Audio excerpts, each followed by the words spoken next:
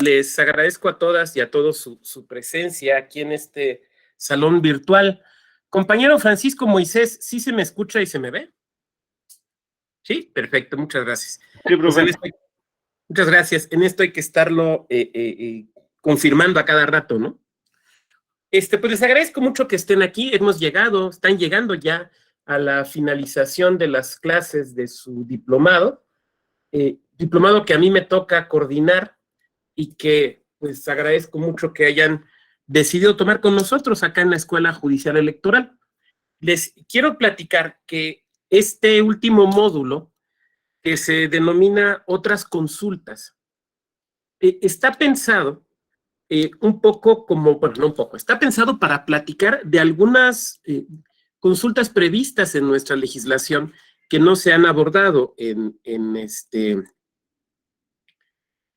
sesiones anteriores, pero también para dos cuestiones más. La primera, para analizar algunos temas que hayan quedado un poco en el aire, porque desde que lanzamos este diplomado, la primera vez lo lanzamos cuando estaba por venir la consulta popular. Entonces, estábamos desarrollando el diplomado y se aprobó la consulta popular. Bueno, pues hubo que analizar la resolución. Después, la segunda edición, lo lanzamos y todavía no estaba la ley de revocación de mandato. ¿Se acuerdan que de hecho tuvo que venir una sentencia de sala superior que obligara a la legislatura, al Congreso de la Unión, a legislar sobre revocación de mandato? Entonces, cuando salió la ley respectiva, ya había pasado el módulo de revocación de mandato. Entonces tuvimos que comentar aquí de la revocación de mandato, ¿no? Por lo menos del entramado legal. Y pues ahora seguramente tendremos que hacer algunos comentarios y reflexiones sobre lo que va avanzando ya del procedimiento de revocación de mandato. No porque, salvo su mejor opinión, haya sido incompleto el diplomado, sino porque son cuestiones que se han venido presentando. Por ejemplo, ustedes han visto qué difícil, qué complicado ha sido el tema de entender que no puede haber propaganda gubernamental cuando estamos en cuestiones de revocación de mandato. O sea, cómo de repente parece que nos regresamos a 2008, a 2009 y empezaron a brincar dudas que ya teníamos resueltas acerca de si se puede o no se puede y de promoción personalizada y demás. Entonces, pues eso lo vamos a platicar aquí, porque si no, pues ustedes se irían con un diplomado incompleto. Entonces, lo que quiero decir con esto es que, dado que a final de cuentas se está construyendo estas figuras que ustedes han observado, esta materia final la pensamos, sí, para ver, insisto, otras consultas, pero también para esos temas que vayan brincando, pues poderlos analizar. Entonces, en ese sentido, se parece más, digamos, a un módulo integrado. Pero también quiero pedirles ahora yo un favor a ustedes. La intención de que yo dé estas dos últimas sesiones tiene que ver también con que, si así lo desean ustedes, nos retroalimenten. ¿Qué ajustes, qué cambios, qué sugerencias podrían tener ustedes para ir mejorando las ediciones de nuestro diplomado? Porque cada edición, aunque las materias se llamen igual, la verdad es que cada edición ha tenido cambios y no ha sido la misma, sino que, insisto, lo hemos ido ajustando a lo largo del tiempo. Entonces, ahí sí, si ustedes quieren el día de mañana compartirme alguna sugerencia, alguna observación, alguna recomendación, yo cumplidamente se los agradeceré. Bien, pues digamos que eso es un poco lo que nosotros vamos a abordar en estas dos sesiones de hoy y de mañana. Yo quisiera, salvo mejor comentario de ustedes, abordar el día de hoy justamente el tema de otras consultas, que yo creo que puede ser relevante para nosotros. Las consultas tienen que ver con las personas con discapacidad, la consulta de las personas que se encuentran en el espectro autista, la consulta que tiene que ver con personas adultas mayores. Ver si nos da tiempo de abarcarlo todo hoy. Si no, si nos falta algo, pues lo abarcamos mañana, no sería problema. Después, hacer algunas consideraciones acerca de lo que estamos viviendo de la revocación de mandato, un poco para complementar el módulo que ustedes ya recibieron. Insisto, no porque haya sido incompleto, sino porque pues lo estamos ejecutando. Entonces están brincando cosas, ¿no? todas y todos hemos visto pues, esos tweets que de repente se subieron y que el INE por ahí decidió algo y que luego hay funcionarios y funcionarios pues tratando de decir lo que no dijeron, pero decirlo de otra manera. Entonces, me parece que el tema de propaganda gubernamental y promoción personalizada en estas épocas es algo que también tenemos que analizar por referencia a la revocación de mandato y dejar también un periodo de tiempo el día de mañana para, insisto, la retroalimentación que ustedes generosamente nos quieran compartir. El método que quisiera seguir es el siguiente. Tengo por aquí un par de presentaciones que quisiera someter a su consideración, que a mí me servirían para ir haciendo una clase más o menos sistemática, que es lo que ustedes se merecen, y después abriría yo un espacio para preguntas y respuestas. Entonces ese sería el método que quisiera seguir. Les quiero pedir otro favor, si ya personal.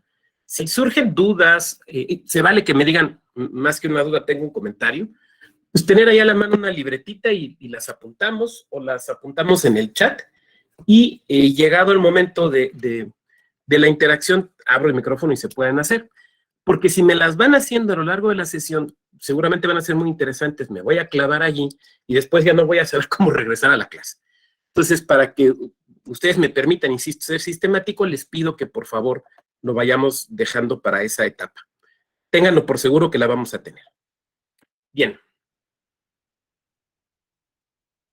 Me voy entonces a la presentación. A ver. Bueno, a ver, aquí cometí un error. Dejo de compartir y voy a volver a compartir. A ver. Permíteme un segundito. Le piqué donde no era. Ahí está. Ahí está. Ahí está, muy bien. Entonces, vamos aquí.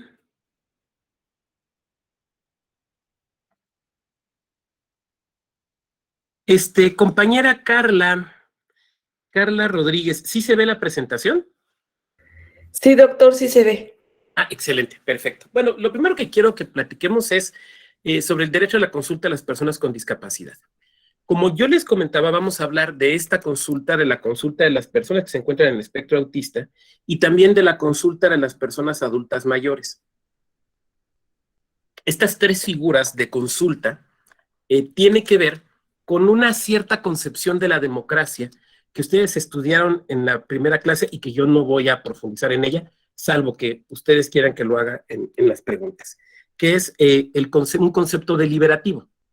Aquí, estas consultas no son la consulta popular, sino se parecen un poco más, y aquí tenemos un experto como Augusto, se parecen un poco más a la consulta a los pueblos y comunidades indígenas, porque estas tres consultas a las que me voy a referir el día de hoy se refieren a grupos muy específicos y concretos.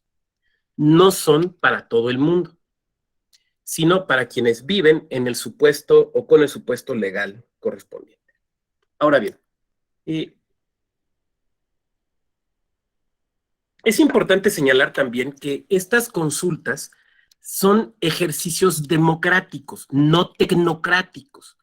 Por lo tanto, no pueden ser sustituidas por la opinión técnica de las personas expertas. Está muy bien que para, no sé, diseñar la ley de personas adultas mayores del estado de Yucatán, por un ejemplo, está muy bien que se consulte o que se recabe la opinión de los colegios de gerontólogos y gerontólogas. Está muy bien. Está muy bien que escuchemos a destacados y destacadas geriatras. Está muy bien. Pero eso no sustituye en ningún momento la consulta a las personas adultas mayores. Porque, insisto, son ejercicios de democracia, no de tecnocracia. En la tecnocracia, quien toma la decisión es la persona técnica experta o especialista, que no necesariamente va a vivir con la decisión. El ejemplo, tal vez un poco, es quienes nos dedicamos al derecho electoral. Pues a lo mejor sabemos un poco, sabemos algo del derecho electoral, pero no andamos compitiendo en elecciones, ¿no? Entonces, por ejemplo, si tú quieres saber cómo se vive una elección desde la perspectiva de quienes son candidatas o candidatos, pues les preguntas a ellos. Pues es que el doctor Vado dijo que tal cosa y ahí trabaja en el tribunal. Sí, pero yo nunca he sido candidato. Entonces hay un parte de una experiencia vital que no se tiene. Este tipo de consultas lo que buscan es retomar esa experiencia vital y llevarla, trasladarla a la autoridad para una mejor toma de decisión. Entonces, en ese sentido, digamos, estas consultas son mucho más cercanas a lo que podría ser un parlamento abierto o a lo que podría ser la consulta a los pueblos y comunidades, mucho más cercanas a eso de lo que es de lo que podrían ser a la famosa consulta popular. Estas dos láminas ahorita la veremos.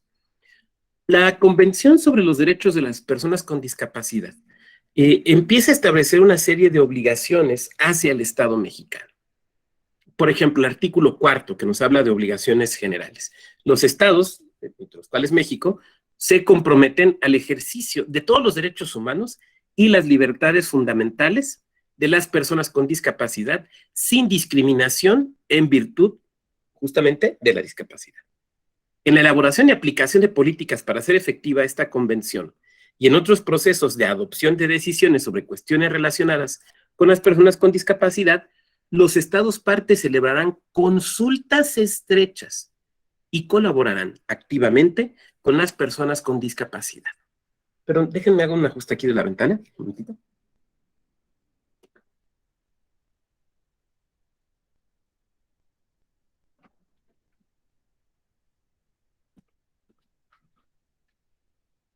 Perdón, es que si no, los vecinos echan la clase o si no se nos cuelan aquí los ruidos que están lavando los trastes.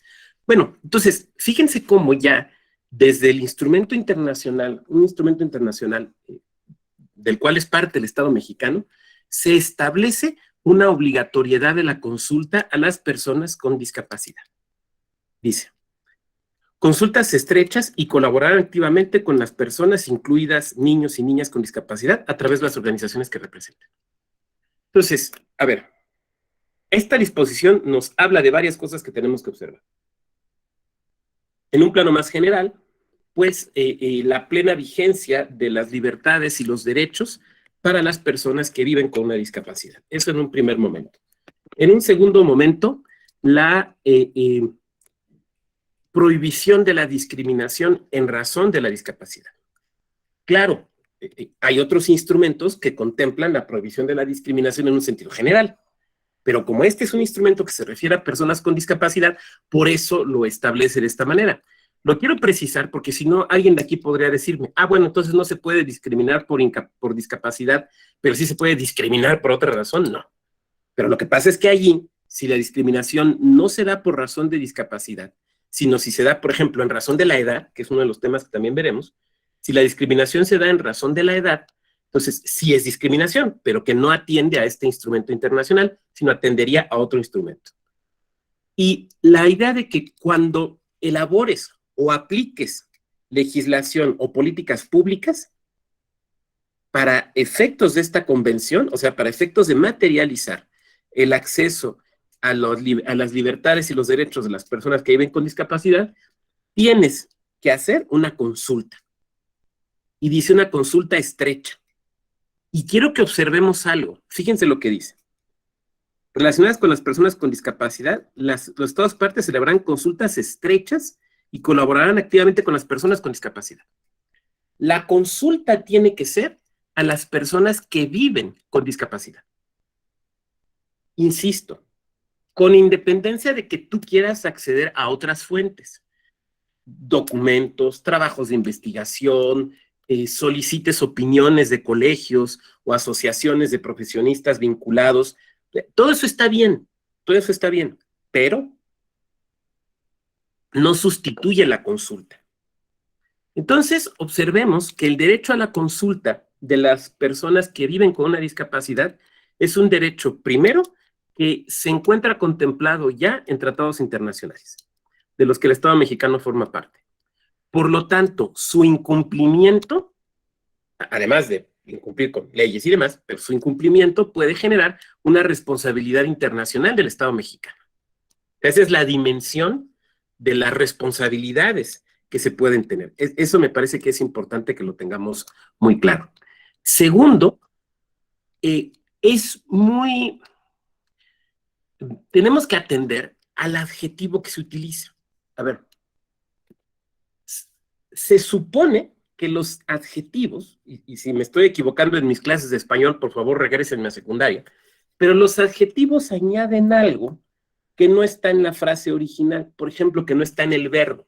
Si yo digo Juan corre, pues corre, pero si yo digo Juan corre rápido, el adjetivo cambia o aguza o precisa.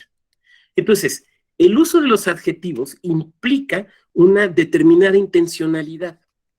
Y si nos vamos al principio del legislador racional aplicado a los tratados internacionales, tendremos que asumir entonces que si cuando se elaboró este tratado se utilizó el adjetivo estrecho, es porque querían remarcar algo, no simplemente porque les pareció que sonaba bonito, sino que quiere decir algo. Hay una intencionalidad allí.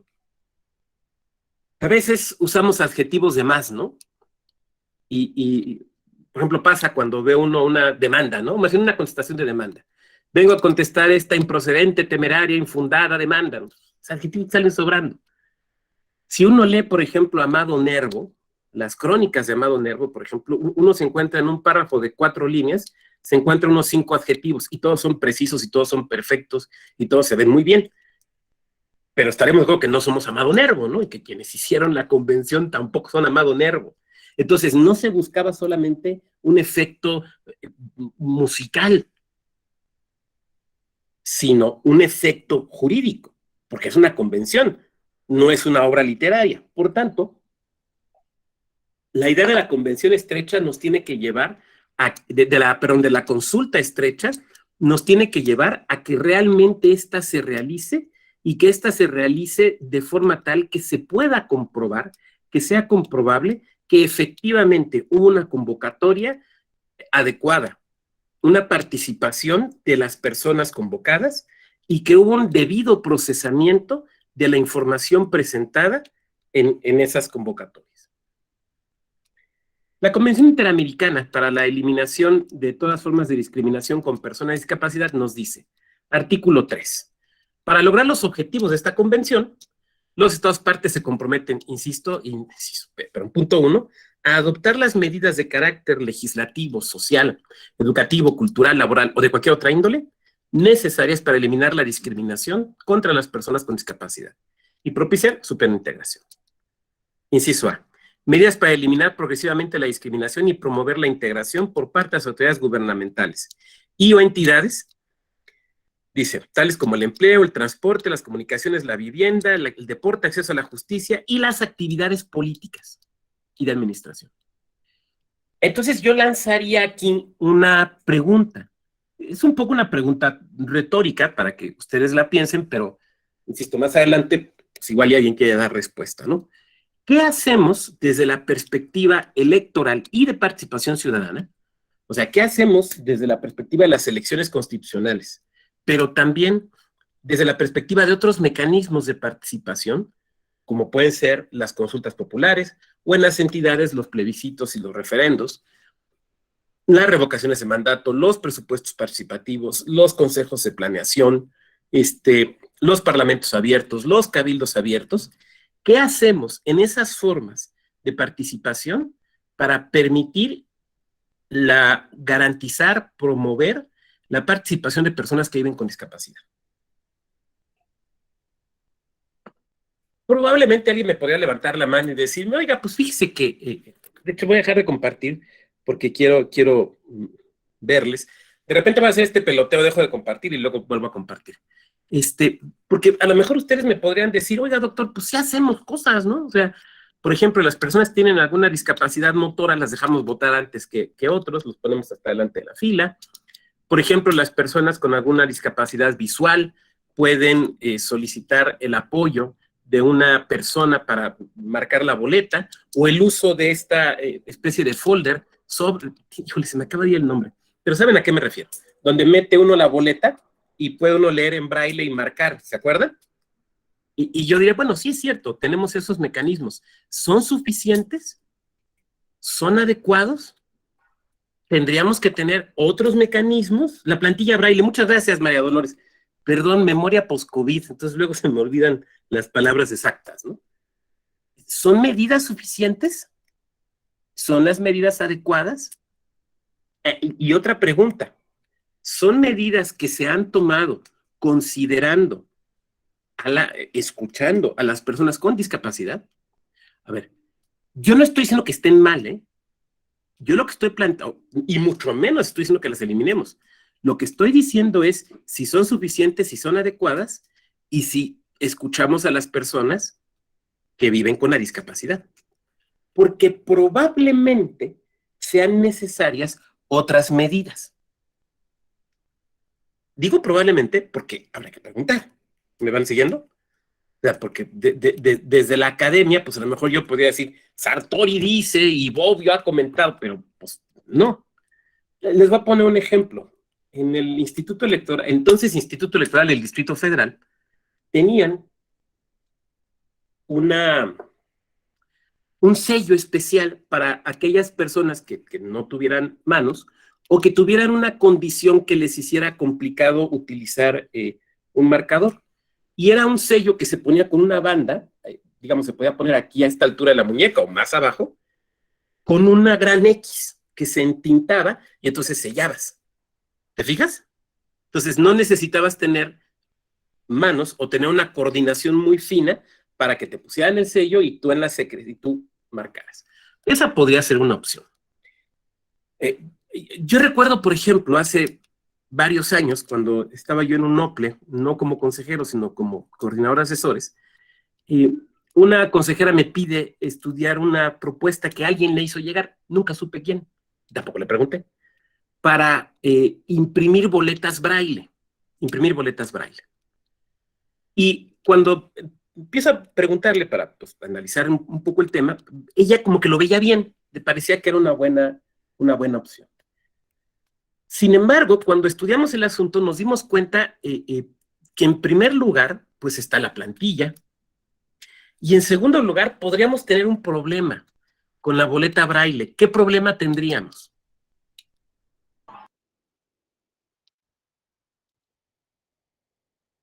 ¿Qué principio del voto podría estar en riesgo?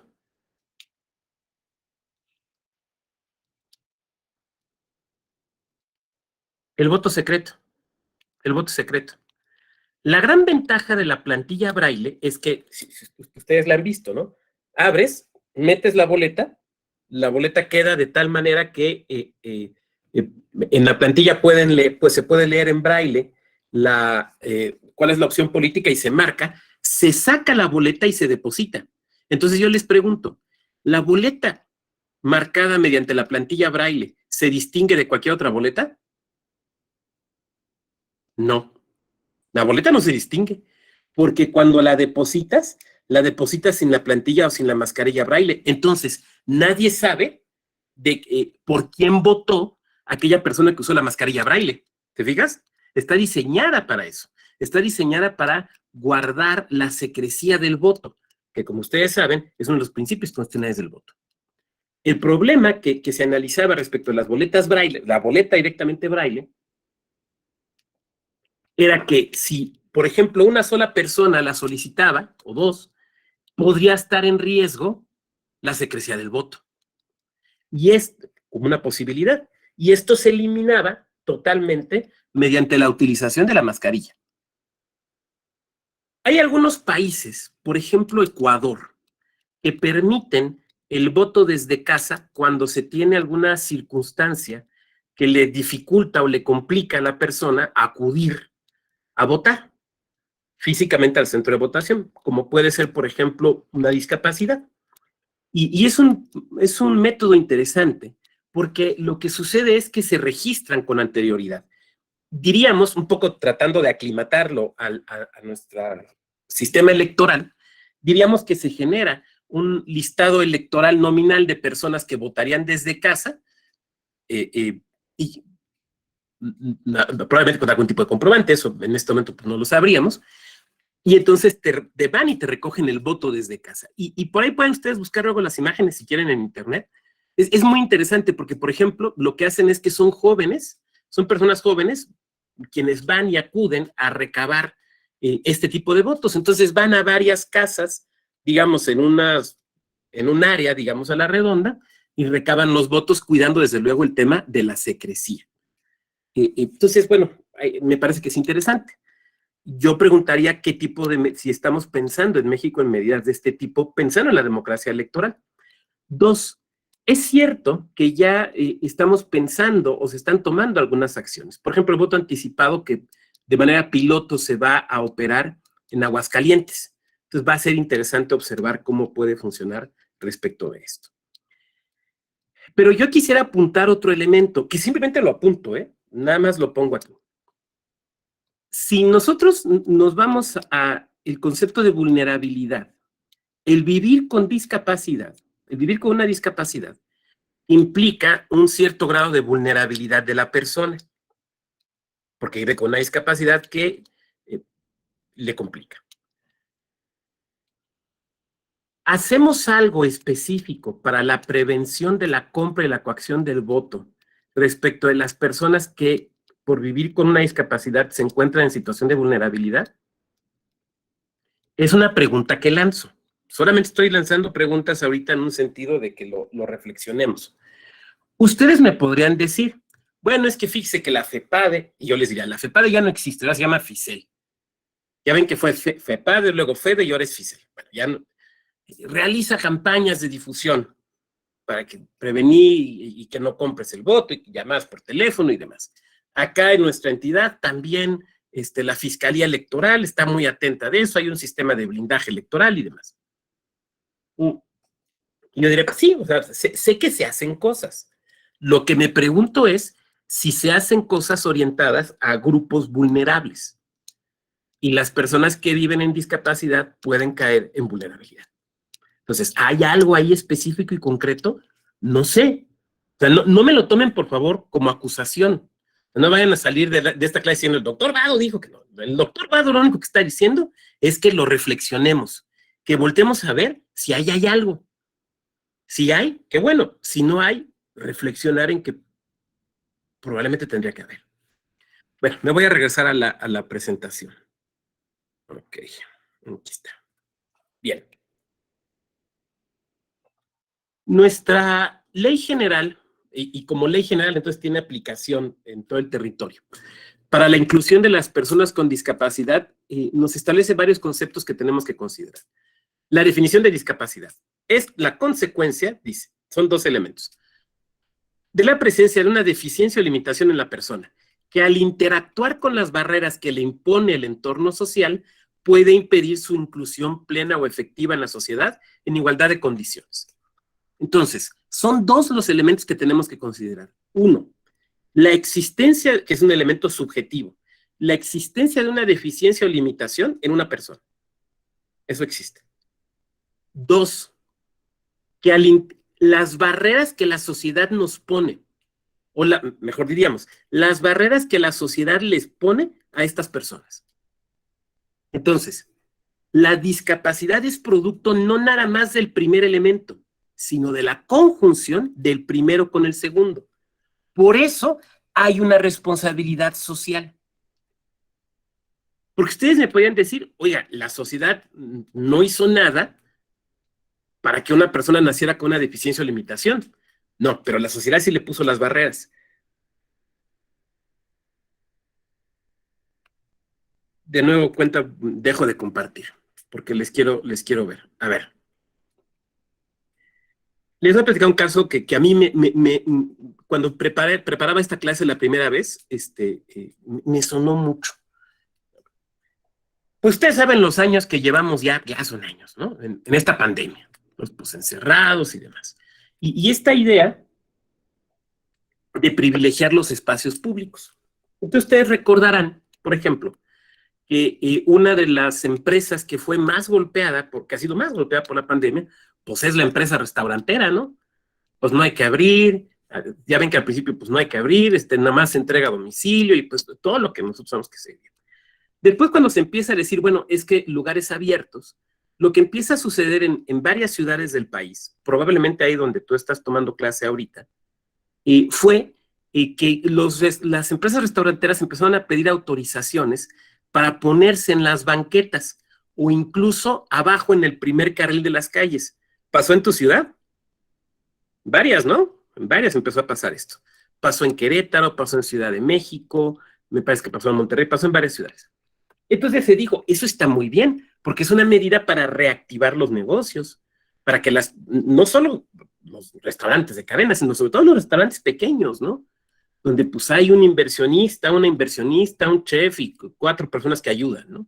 Entonces se dijo, está muy bien, porque eso reactiva la economía y las personas que trabajaban ahí de cocineros, cocineras, meseros, galopinas y demás, van a poder trabajar y tener ingresos. Eso está muy bien. Pero entonces viene el señalamiento de algunas asociaciones de personas que viven con discapacidad motriz y dicen, oye, me estás complicando más aún la circulación en la ciudad. Porque resulta que ahora voy por la banqueta, que de por sí, ustedes saben cómo son nuestras banquetas. Digo, a lo mejor aquí me levanta la mano alguien me dice, oiga, doctor, yo vivo en San Pedro Garza García. Bueno, sí, pues en el municipio más rico del país, pues obviamente ahí las banquetas deben estar muy bonitas. Pero en general sabemos cómo son nuestras banquetas, ¿no? Ahora, imagínatelo aquellas personas que utilizan algún apoyo para caminar o una silla de ruedas. Entonces, esa complicación. Pero además de eso, resulta que no puedo no pasar porque ahí están las mesas. Bueno, pues es que si usted puede caminar bien, pues pasas de ladito y demás. Sí, pero es que no puedo. Entonces, ahí el problema no es de la persona. El problema es de la sociedad, que no toma una decisión considerando las personas que viven con una discapacidad de este tipo. De nueva cuenta, hago la advertencia. No vayan a salir, si alguien de aquí trabaja en un municipio, no vaya a salir de aquí hablando con el presidente o la presidenta municipal. ¿Qué dice el doctor Vado? Que quitemos esos permisos. No, lo único que estoy diciendo es que se tiene que pensar en eso. Se tiene que pensar que la discapacidad implica, sí, una situación personal, pero también una situación social. Una situación que como sociedad, como gobierno, tiene que atenderse. Es la reunión de los dos elementos. Esto es muy, muy importante tenerlo claro. Me regreso a la presentación. Discapacidad física, nos dice la ley, secuela o malformación que deriva de una afección en el sistema neuromuscular a nivel central o periférico, dando como resultado alteraciones en el control del movimiento y la postura, que al interactuar con las barreras que le impone el entorno social, puede impedir su inclusión. ¿Se fijan cómo la primera parte de la definición habla de la deficiencia o limitación personal, pero la segunda, de nueva cuenta, remarca el tema del entorno social? Discapacidad sensorial es la deficiencia estructural o funcional de los órganos de la visión, audición, tacto, olfato y gusto, así como las estructuras o funciones asociadas a cada uno de ellos, y que al interactuar con las barreras, de nueva cuenta, la interacción con las barreras. Discapacidad mental, alteración o deficiencia en el sistema neuronal de una persona, que aunado a una sucesión de hechos que no puede manejar, detona un cambio en su comportamiento que dificulta su desarrollo y convivencia social, y que al interactuar con las barreras puede impedir su inclusión plena. De nueva cuenta. Intelectual, se caracteriza por limitaciones significativas tanto en la estructura del pensamiento razonado como en la conducta adaptativa de la persona, y que al interactuar con las barreras. Entonces, siempre va a haber un elemento subjetivo, pero siempre va a haber un elemento social. Siempre van a estar presentes. Entonces, las discapacidades de las que nos habla nuestra ley, aterrizando ya los mandatos convencionales, es física, sensorial, mental e intelectual. Hemos dicho ya que en materia electoral hemos venido tomando algunas decisiones sobre esto. Hablábamos, ¿no? La mascarilla braille, el cancel modular electoral, el chiquito que se puede adaptar para usarlo desde una silla de ruedas, el clip sujetaboletas, que también es un elemento de ayuda, de apoyo, y el sello X que les platicaba yo que tenía el Instituto Electoral de la entonces Ciudad de México. El embudo en las urnas y la etiqueta braille, ya ven que ahora vienen así, el acceso preferente en la votación y la necesidad de inscribir en el listado, cuando acudimos a las casillas, las personas que se presentaron con discapacidad física, motora o visual. Ya ven que esto se tiene que hacer directamente en la casilla. Ahora, es interesante observar algo. Primero, que no se asienta el nombre de la persona. sino que de lo que observan las personas funcionarias de la mesa directiva de casilla asientan los totales, digamos. Segundo, que hay una... Gracias, Anet. ¿Me permitirías que más adelante en la etapa de preguntas y respuestas te dé la palabra? Gracias. Pero ahora sí que no bajes la manita. Ahí está bien y con gusto te doy la palabra. ¿Dónde estaba yo? Ah, sí, aquí. La discapacidad física. Adelante, Anet. No, está bien como lo comentó al final, disculpe. No, no te preocupes, muchas gracias, muchas gracias. Pero quiero que observemos algo. La disposición electoral habla de eso, discapacidad física, motora o visual, cuando nuestra ley sí recoge la física, pero las otras las llama de distintas maneras, sensorial, mental, intelectual. Entonces ahí habría que hacer seguramente un pequeño ajuste. Nuestro modelo de atención a la discapacidad en México ha cambiado. En algún momento determinado, nuestro modelo era un modelo de sustitución de la voluntad, donde a la persona discapacitada lo que hacía el sistema jurídico era sustituirle su voluntad. Pero el día de hoy ese modelo ha cambiado y esto se interpreta aquí en esta jurisprudencia que traigo con ustedes. Se las voy a leer porque quedó muy chiquita, pero pues es que ni modo de mocharla, la tuve que copiar completa. Voy a leerla. A juicio de esta primera sala de la Suprema Corte, es posible realizar una interpretación conforme a la Constitución Política de Estados Unidos Mexicanos y a la Convención sobre los Derechos de las Personas con Discapacidad, que ya la habíamos visto, de la institución del estado de interdicción en el Distrito Federal, a efecto de que la misma se conciba a partir del modelo social y en específico a partir del modelo de asistencia en la toma de decisiones. Hemos pasado de un modelo que sustituía la voluntad de la persona con discapacidad a un modelo que asiste en la toma de decisiones. Por una parte, el Código Civil para el Distrito Federal consagra el denominado modelo de sustitución de la toma de decisiones, mientras que la Convención para los Derechos de las Personas con Discapacidades contiene un esquema distinto conocido como asistencia en la toma de decisiones, mismo que toma como fundamento el modelo social de discapacidad. Sin embargo, dicha interpretación conforme es posible, pues las disposiciones contenidas en el código se pueden armonizar con los valores de la convención, sin que ello implique un ejercicio exacerbado de tal interpretación. Dice, pues si bien la institución del estado de interdicción en el Distrito Federal fue concebida bajo un modelo de discapacidad ya superado, llamado modelo médico o rehabilitador, ello no constituye un obstáculo infranqueable para que sus disposiciones se adecúen a nuevos esquemas contenidos en tratados internacionales. Dice, estimar lo contrario implicaría caer en el absurdo de que las instituciones concebidas bajo ciertos valores no puedan ser interpretados bajo nuevos paradigmas constitucionales o internacionales, lo cual llevaría a la concepción de un sistema jurídico solamente dinámico ante las reformas legales. El modelo actual lo que busca, voy a dejar de compartir por un momento. El modelo anterior lo que buscaba era sustituir la voluntad de la persona. Tiene alguna discapacidad, entonces no puede decidir. El modelo actual es, tiene alguna discapacidad, pero esa discapacidad implica esos dos elementos, un elemento personal, pero un elemento que es responsabilidad social. Entonces, la sociedad o el gobierno no pueden simplemente sustituir la voluntad de la persona, sino lo que deben hacer es asistirle para la toma de decisiones, pero se debe de buscar la máxima autonomía posible de la persona, la máxima autonomía posible.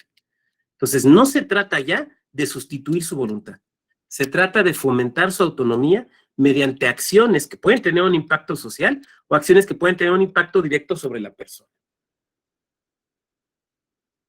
Ahora bien, ya que hemos observado que las personas que se encuentran con una discapacidad tienen derecho a la consulta, pues tendremos que ver cuál es el derecho a la consulta, cómo se debe ejecutar ese derecho a la consulta. ¿Estamos de acuerdo?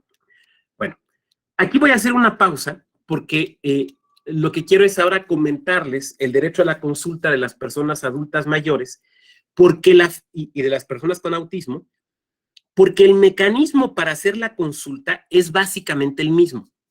¿Me van siguiendo? Entonces, digamos que la forma en la que se tiene que hacer la consulta para estos tres sectores los requisitos que tienen que cumplir básicamente son los mismos. Entonces, voy a hacer aquí una pausa y me voy a pasar a hablar del tema de la consulta a las personas adultas mayores, para lo que también traigo otra presentación. Bien, vamos a abrirla. Aquí está.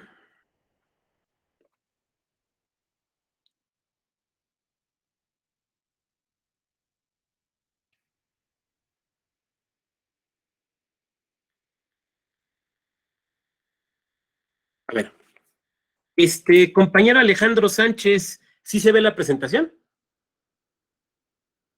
Sí, doctor, sí se ve. Perfecto, muchas gracias. A ver, a mí me parece que nuestra democracia tiene 5 grandes retos. Yo observo 5 grandes retos en la democracia mexicana. Uno, el reto de la definición. ¿Qué somos?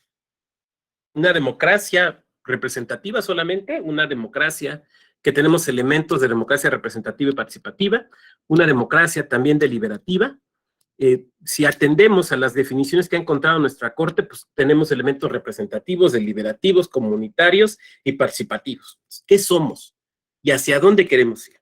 Una, dos, un reto de la confianza en las autoridades electorales. Hay quienes no confían en las autoridades electorales y les parece que no se han comportado de manera adecuada. Hay quienes tienen miedo de que las autoridades electorales dejen de comportarse de manera adecuada. Ahí hay otro reto. Un tercer reto es el reto del cambio en el sistema de partidos. Nosotros teníamos un sistema de partidos derivado de la transición mexicana, pero que ese sistema de partidos cambió radicalmente a partir de 2018. Un cuarto reto, que a mí me parece, es el reto del cambio de paradigma. Normalmente veníamos hablando de la democracia mexicana desde el paradigma de la transición. A mí me parece que es un paradigma rebasado para seguir explicando la democracia mexicana y sobre todo para proyectarlo al futuro. Pero en todo caso es un paradigma en crisis. Y el último elemento de reto de la democracia mexicana que yo observo es el reto del envejecimiento. Es un reto que a mí me preocupa porque creo que es al que menos atención le estamos poniendo. Y quiero presentar ante ustedes algunos datos que podrán documentar o no mi pesimismo. Si nosotros atendemos a los datos estadísticos, podremos observar que nuestra población total son 126 millones. Este es el censo de 2020. La edad mediana es 29. Edad mediana quiere decir que arriba de 29 o abajo de 29 hay el mismo número de población. Dicho de otra manera, que no tenemos una pirámide poblacional, sino que tenemos una pera. Tenemos una pera poblacional. Pero esta edad mediana ha ido avanzando. La edad mediana anterior era 27, ahora es 29. O sea, cada vez más la pera va dejando de ser pera porque va subiendo y nos vamos a convertir en una pirámide invertida. Nuestro índice de envejecimiento es del 0.58 y va en aumento. ¿Qué quiere decir 0.58? Básicamente lo que quiere decir es que por 100 personas de 15 años o menos, tenemos 58 personas adultas mayores. Este dato, este índice de envejecimiento ya es alto, pero va a seguir creciendo. O sea, no hay ningún dato que nos haga pensar que la población mexicana va a rejuvenecer, sino más bien tenemos que pensar que cada vez más la tasa de reposición se va disminuyendo y que va a ir aumentando el índice de envejecimiento, combinado con el aumento en los años que vivimos. Entonces ahí tenemos varios elementos. Nuestra población mayor de 60 años es de 15 millones, que es el 12.3% del total. Ahora, y aquí esto se empieza a vincular un poco con el tema o mucho con el tema de discapacidad. De la población adulta mayor, ¿cuánta de esta población vive con alguna discapacidad o limitaciones para la vida diaria? Y ya vimos las discapacidades. De 60 a 69 años, el 59% tiene alguna discapacidad o limitación. De 80 o más años, el 86%. Entonces, pareciera, salvo que ustedes me quieran corregir, que tendencialmente a mayor edad, mayor riesgo de vivir con una discapacidad. Que insisto, quiero que recordemos, porque esto me parece muy importante, que la discapacidad no solamente es la deficiencia o la falta de la persona que pueda tener la persona, sino también el entorno, las barreras o limitaciones que pone el entorno.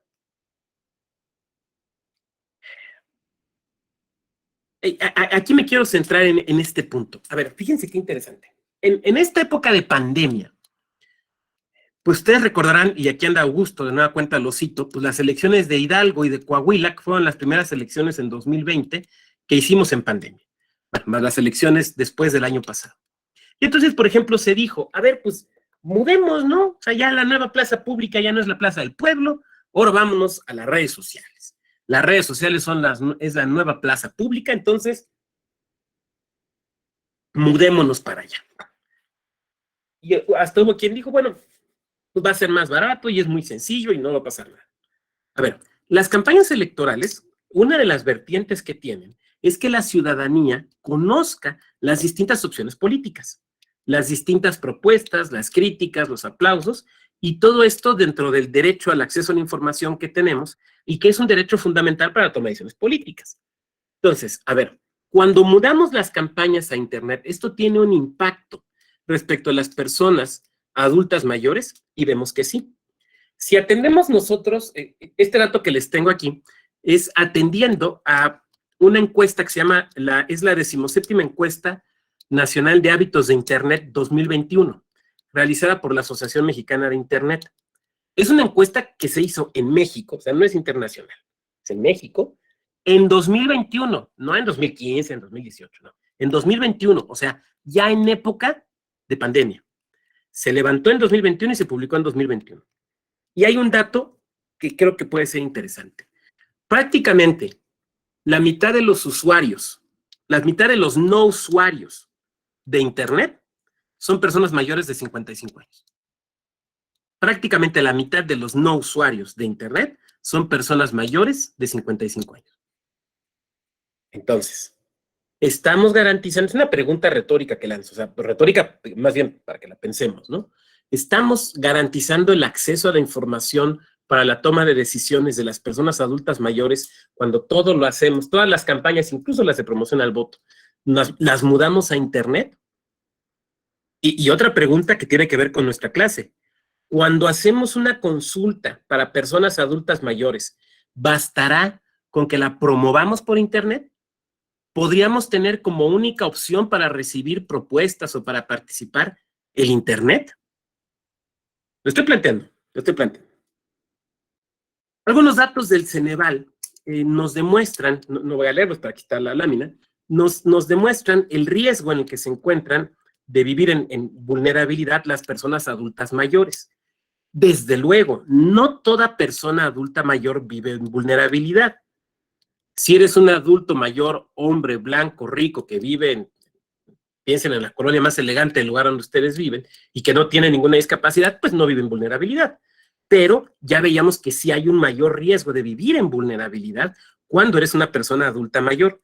Pero además, esto se acrecienta si es mujer. Los datos que nos da el Consejo Nacional para la Evaluación de la Política Social, el Coneval, nos dice que además esto se acrecienta si es una persona adulta mayor, mujer. Y es un sector que es objeto de discriminación. Aquí presento algunos datos de la Encuesta Nacional sobre Discriminación 2017, son los más recientes a los que pude tener acceso, y podemos observar cómo de estos datos se desprende que hay un alto índice de personas adultas mayores que reportan algún incidente de discriminación por ser adultas mayores, que además pueden ser objeto de otras discriminaciones. Si nos regresamos a lo que nos decía el Coneval, pensemos en una mujer adulta mayor, indígena, en situación de vulnerabilidad, le entrecruzan muchos supuestos en los cuales puede ser objeto de discriminación. Entonces, ahí tenemos estos datos. Pero vámonos a lo electoral. Miren, a ver.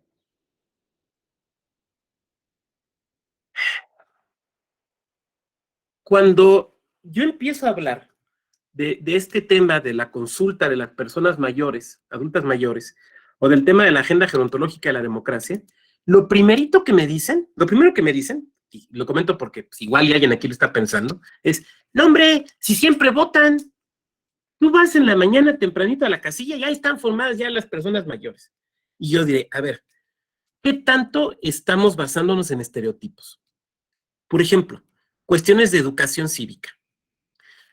si trabajamos en un órgano electoral, ¿qué proyectos de educación cívica tenemos dirigidos hacia grupos de adultos mayores, personas adultas mayores?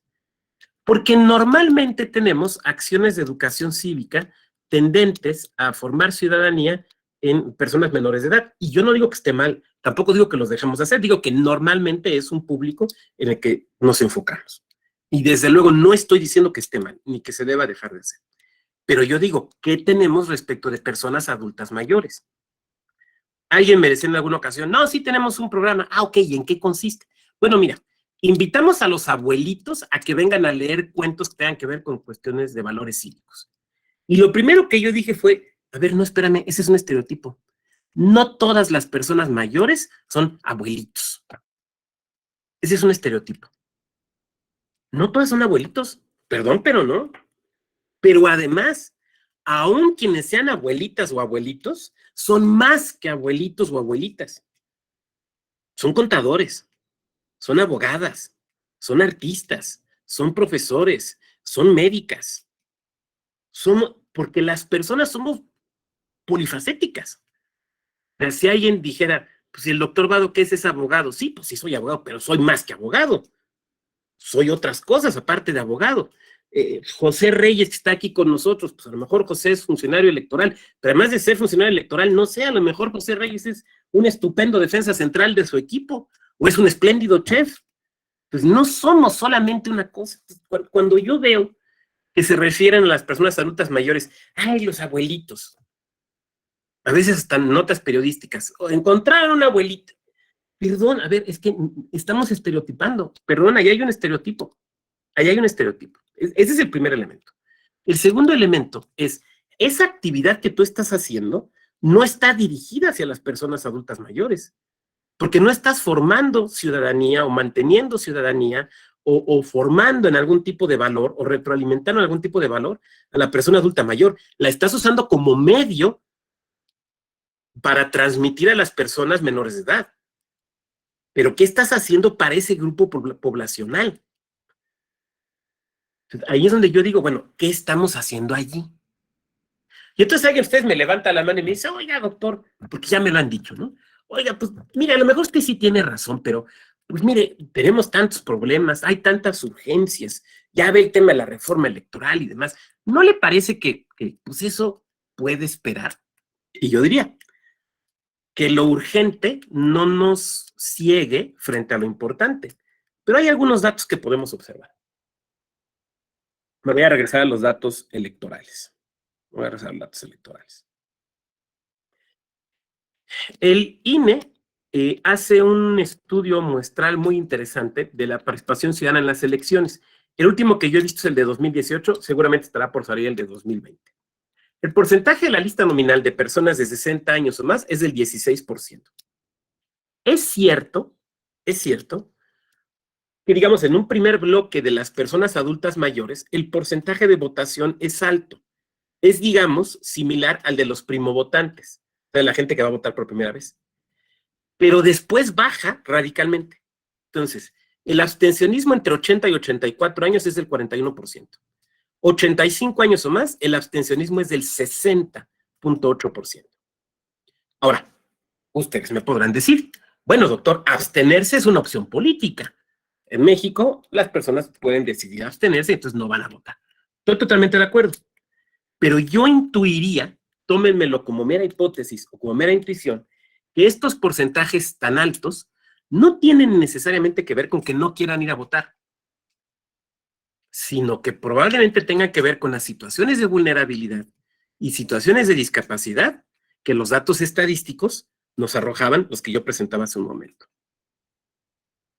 Para que lo visualicemos a futuro, para 2050, 60 años o más será el 28% de la población. Estamos muy lejos. Bueno, para 2034, ya un poquito más cerca, el número de niñas y niños será exactamente igual que el de personas adultas mayores. Y los estudios nos demuestran que hay un problema de desciudadanización, porque se les complica salir a votar, porque no tienen acceso a las nuevas tecnologías donde se encuentran aparentemente las nuevas plazas públicas. Entonces, ahí tenemos estos problemas. Pero encima de esto, o además de esto, las personas adultas mayores tienen también el derecho a la consulta. En específico, se puede desprender de algunos instrumentos incluso internacionales. Aquí el punto 3 creo que es el que nos puede dar una luz más clara. Los principios de las Naciones Unidas en favor de las personas de edad, para dar más vida a los años que se han agregado a la vida, ahí se llama el documento, establece a favor de estas personas el principio de participación. Ya se establece ahí. Bueno, esto me lo voy a brincar, pero porque tiene que ver con obligaciones más bien de la justicia electoral, no tiene que ver con participación, entonces me lo voy a brincar. Si quieren las preguntas le entramos, pero ahorita me lo voy a brincar. Tenemos una ley de los derechos de las personas adultas mayores. No sé si la conocíamos, pero ahí tenemos esta ley. Esta ley establece dos principios que son muy importantes para nuestra materia. Digo, establece más, pero dos que son muy importantes para nuestra materia. Primero, el principio de autonomía y autorrealización. Todas las acciones que se realicen en beneficio de las personas adultas mayores deben estar orientadas a fortalecer su independencia, su capacidad de decisión, su desarrollo personal y comunitario. O sea, no por ser adulta o adulto mayor, dejas de tener capacidad de decisión. No por ser adulta o adulto mayor, ya no puedes participar. No por ser adulta o adulto mayor, no, pues que decidan otros, es que ya está mayor, ¿no? No, porque hay una obligación de fortalecer y sostener su independencia y capacidad de decisión. Entonces, nada de que, es que ya, no, es que ya mis polainas. Segundo, el principio de participación, muy importante. La inserción de las personas adultas mayores en todos los órdenes de la vida pública, en los ámbitos de su interés, serán consultados y tomados en cuenta. Asimismo, se promoverá su presencia e intervención. Las personas adultas mayores, en los asuntos que les impactan, en su interés, tienen derecho a ser consultadas. Ahí está en la ley. No se peleen conmigo. Si quieren pelear, peleense con la ley. No se peleen con la ley, peleense con la ONU. Pero podemos observar entonces cómo aquí existe este derecho a la consulta. Y este derecho a la consulta que tienen las personas con discapacidad, que tienen las personas adultas mayores, también las tienen las personas que viven dentro del espectro autista. Ahí está. Ahora bien,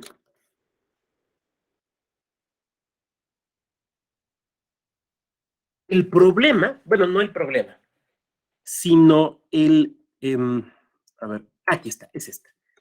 Ahora bien, el tema es cómo desahogamos la consulta. Y quiero que observemos primero, ¿quiénes son los sujetos obligados? Puede ser cualquier órgano del Estado. Por ejemplo, que va a hacer una ley en la materia. Por ejemplo, que va a hacer un reglamento. Por ejemplo, que va a tomar una acción afirmativa, que a veces lo hacemos en los soples, ¿no? A veces tomamos acciones afirmativas en los soples. Entonces, cualquiera de estos, cualquier órgano que incide en estos elementos, tiene que desahogar un procedimiento de consulta. Ahora, el tema es cómo hacemos la consulta. ¿Cómo hacemos la consulta? Fíjense que en el caso de personas dentro del espectro autista se dicta esta acción de inconstitucionalidad por referencia a una ley de Nuevo León. Es la acción de inconstitucionalidad 1 de 2017. Por referencia a las personas adultas mayores, no encontré ningún caso. Me puse a investigar, no encontré. Pero dije, bueno, pues a lo mejor se me pasó y ya hubo una acción de inconstitucionalidad o algo así, ¿no? Entonces hablé con algunas personas en la Suprema Corte, oye, ¿recuerdas algún tema de alguna acción de inconstitucionalidad que tenga que ver con el derecho a la consulta de las personas mayores? Y la respuesta que me dijeron es no. No. A mí esto me brinca mucho porque, por ejemplo, si ustedes siguen en redes a la Suprema Corte de Justicia de la Nación, por ejemplo en Twitter, ¿no? Si ustedes la siguen en redes, se habrán dado cuenta que casi cada semana declaran inconstitucional una ley en alguna entidad porque no respetaron el derecho a la consulta de los pueblos y comunidades. Eso es constante, constante. Pero en materia de derecho a la consulta de personas adultas mayores, yo supongo que tiene que ver porque ni siquiera se conoce la ley y no se sabe que se tiene este derecho. En el tema de las consultas indígenas creo que es algo ya muy difundido este derecho a la consulta, ¿no? Y hay despachos, abogados especialistas y pues, se dedican a litigar estos asuntos. Pero en el caso de las personas adultas mayores me parece que ni siquiera se sabe. Bueno, esta acción de inconstitucionalidad, insisto, que tiene que ver con las personas dentro del espectro autista, establece los parámetros que debe de cumplir una buena consulta. A mí me parece que en un ejercicio analógico, estos parámetros se pueden aplicar a las otras dos consultas de las que he estado haciendo referencia, las personas con discapacidad y las personas adultas mayores. Vamos a analizarlos. El primer punto, la consulta debe ser precedida por una convocatoria abierta, pública, incluyente y accesible. Ahora, lo abierto, público, incluyente y accesible se tiene que evaluar desde la perspectiva del grupo al que va dirigida la convocatoria. Voy a poner un ejemplo. No hablo de ninguna institución en particular, porque no quiero que me lo tomen como una crítica, porque no va para allá. Pero muchas veces cuando una institución lanza una convocatoria para algo, ¿no? Entonces, pues, ahí el área jurídica nos hace un diseño muy técnicamente completo de la convocatoria y atendiendo tales artículos de la Convención Interamericana sobre Derechos Humanos, tales artículos de la Constitución, tales y tales de tal ley, todo así muy sólidamente jurídico, ¿no? Vamos con los compañeros y las compañeras del área de diseño y ya nos la diseño. Entonces, subimos a la página la convocatoria. Y lo que subimos es un PDF o una imagen. Toda abigarrada, ¿no? Llena de información ahí, líneas y líneas y líneas, ¿no? Y que cuando alguien le quiere picar para abrirla y verla, poderla leer, se distorsiona.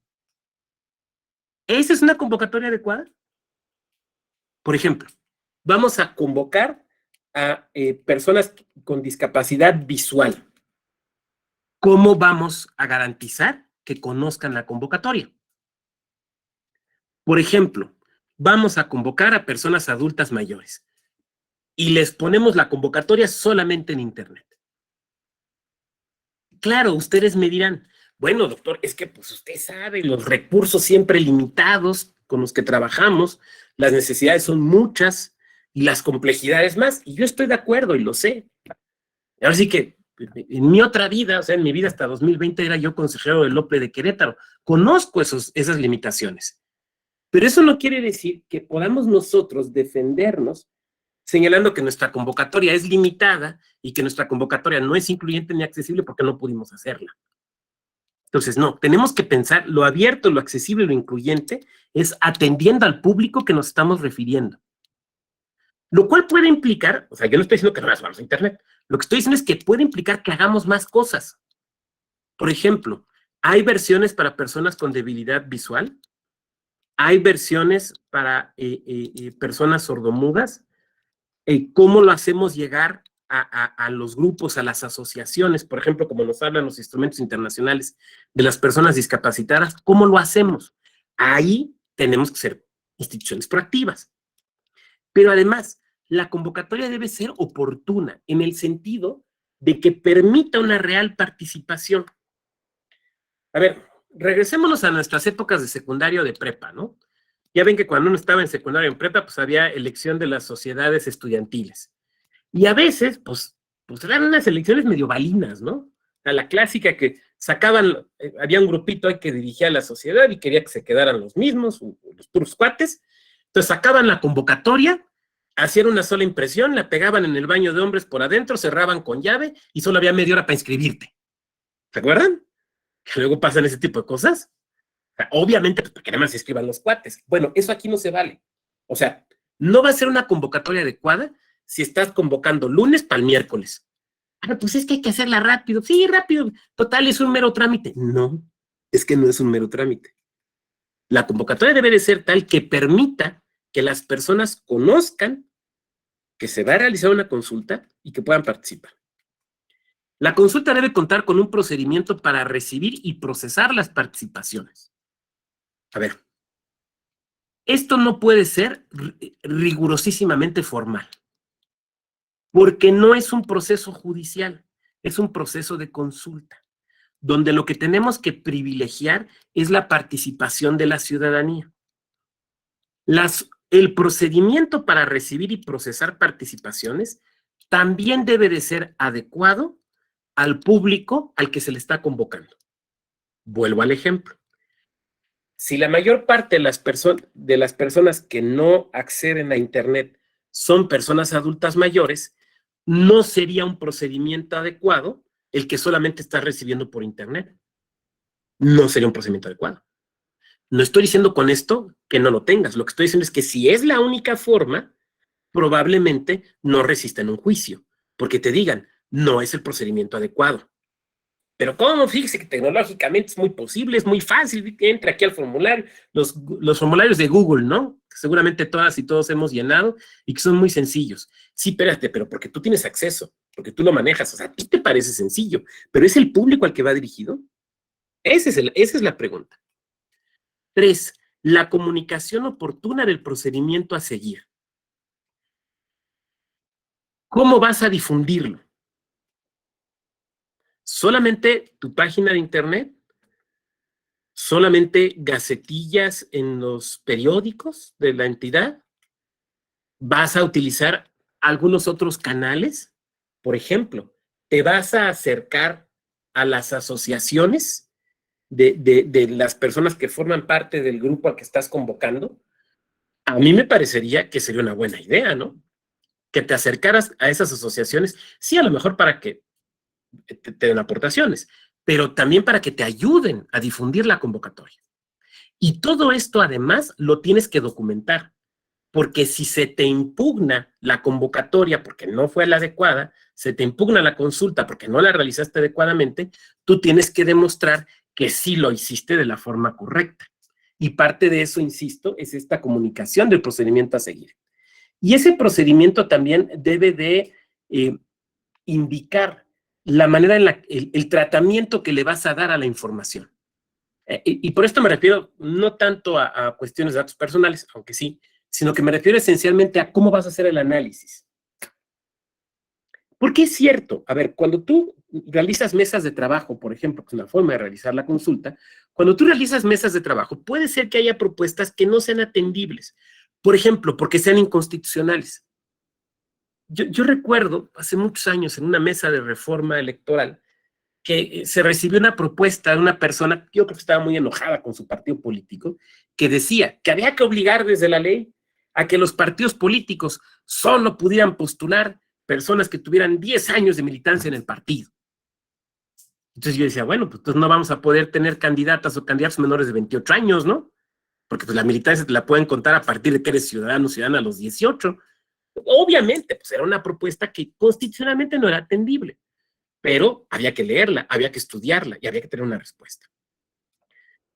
Se debe constatar la participación del público convocado, en este caso de las personas adultas mayores, pero puede ser también de las personas en situación de discapacidad, por ejemplo. Esto se debe de poder constatar, porque como yo decía hace un momento, no se trata simplemente de un ejercicio de escuchar a las personas especialistas, sino que aquí se trata de escuchar a aquellas personas que viven con la discapacidad o que viven siendo adultas mayores. Entonces, eso se tiene que constatar. ¿Qué no es una consulta auténtica? A veces, no sé si a ustedes les pase, ¿no? Pero a veces me queda algo más claro cuando me explican lo que no es, más que cuando me explican lo que es. Entonces, ¿qué no es una consulta auténtica?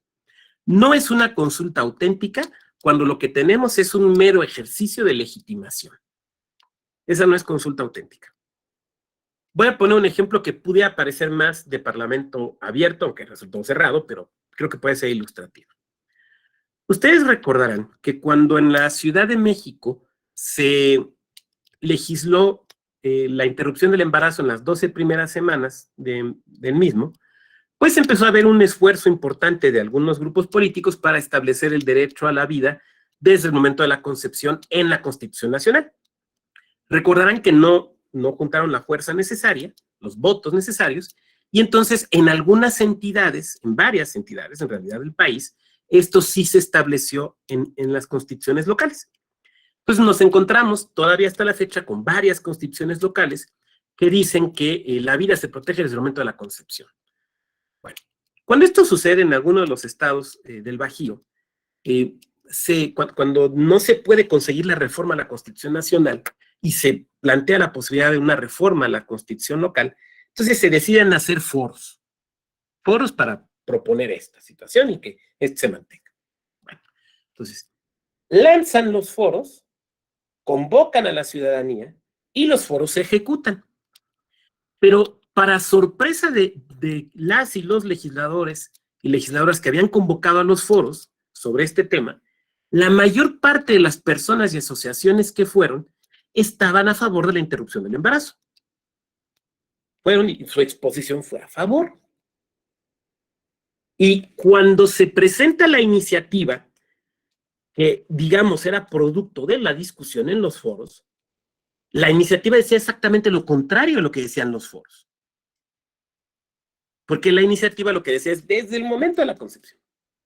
Entonces empiezan a preguntarles a los diputados, ¿no? Y digo diputados porque yo recuerdo específicamente que eran diputados hombres. Oiga, pues, ¿qué pasó? Porque decían los periodistas, ¿no? O sea, que cuando nos invitan a presenciar los foros, vemos que la mayor parte de la gente dice esto, ustedes están presentando otra cosa, ¿no? Entonces algún diputado decía, no, lo que pasa es que los foros en realidad los coparon las personas activistas. Bueno, a ver, espérame. Entonces, tú no estabas haciendo realmente un foro. Tú no querías realmente saber lo que decía la ciudadanía. Tú habías tomado una decisión y lo que querías era legitimarla. Lo que tú querías era que te fueran a aplaudir, que estaba muy bien tu iniciativa y que eso es lo que había que hacer. Pero entonces, realmente no es una consulta. Entonces, realmente no es un parlamento abierto. Entonces, la consulta implica, fíjense qué interesante, la consulta implica que la autoridad que la ejecuta, que puede ser una legislatura, que puede ser un ejecutivo local, pero puede ser un NOPLE, insisto, para temas de acción afirmativa, tiene una propuesta, pero que asume que esa propuesta o que esa idea no es necesariamente la versión final. No se asume como una autoridad infalible. No se asume como una autoridad que tiene una especie de verdad revelada, sino que tiene una intencionalidad, tiene algún proyecto de qué es lo que hay que hacer, pero también sabe que eso hay que nutrirlo y hay que perfeccionarlo. Por lo tanto, hay una apertura. Este es un elemento fundamental. Debe haber una apertura. Esa apertura es, por un lado, en cuanto a la intención. O sea, que la autoridad que realiza la consulta realmente está abierta a escuchar. Pero también una apertura en cuanto a la información. Pongamos un ejemplo. Queremos tomar una acción afirmativa a favor de las personas adultas mayores en materia electoral. Lo que se les pueda ocurrir ahorita a ustedes. Probablemente el órgano electoral pues ya pensó que hay que hacer, ¿no? Ok. Cuando tú abres a la consulta, tú debes de presentar los materiales que tienes.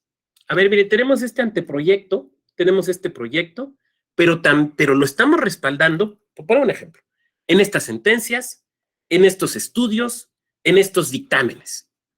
Y todo lo pones a disposición. O sea, idealmente no te guardas cartas bajo la manga, porque estás haciendo realmente una consulta. Entonces, a ver, la ciudadanía puede llegar a aportar, pues, de lo que ha pensado, de lo que ha vivido, de lo que le parece adecuado, pero también la ciudadanía puede aportar respecto de lo que tú estás presentando. Por lo tanto, la consulta debe de implicar también la posibilidad de conocer los materiales, la documentación, los proyectos con los que cuenta la autoridad. Porque, insisto, no se trata de guardarte cartas bajo la manga. Esencialmente, entonces, es un ejercicio de democracia deliberativa.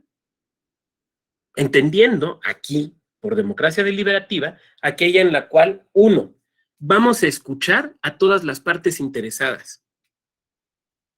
Dos, o sea, no nada más a los expertos y a las expertas, porque insisto, no es tecnocracia.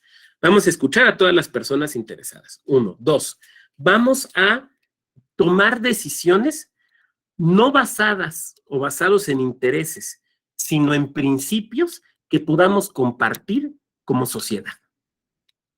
Les voy a poner un ejemplo electoral. Regresémonos a la reforma electoral de 2007. Ustedes recuerdan, y si no lo vivieron, bueno, pues lo habrán, como gente que les interesa la electoral, muy probablemente lo habrán estudiado, ¿no?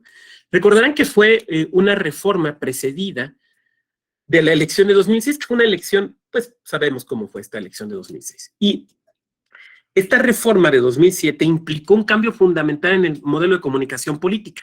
Ya nos puede comprar tiempo en radio y televisión, nos administra el INE, todo el surgimiento del procedimiento especial sancionador, todo este tipo de cuestiones.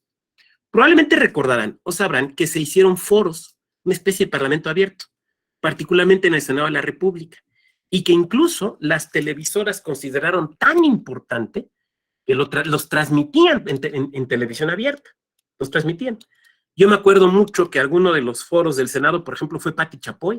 Ahí estaba Pati Chapoy. No me acuerdo si fue Pedrito Sola, hubiera estado agradable que fuera Pedrito Sola, pero fue Pati Chapoy.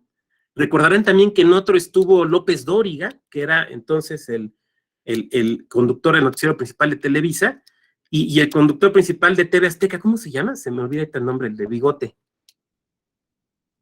¿Cómo se llama? Javier Alatorre. Javier Alatorre. Estaban sentados juntos. ¿Se acuerdan que estaban sentados juntos? Me acuerdo mucho porque ya ven que López Dóriga le gustan los suéteres de colores chillantes, traía un suéter rosa mexicano así muy fuerte, ¿no? Ahí estaban todos, ¿no? Porque era muy importante.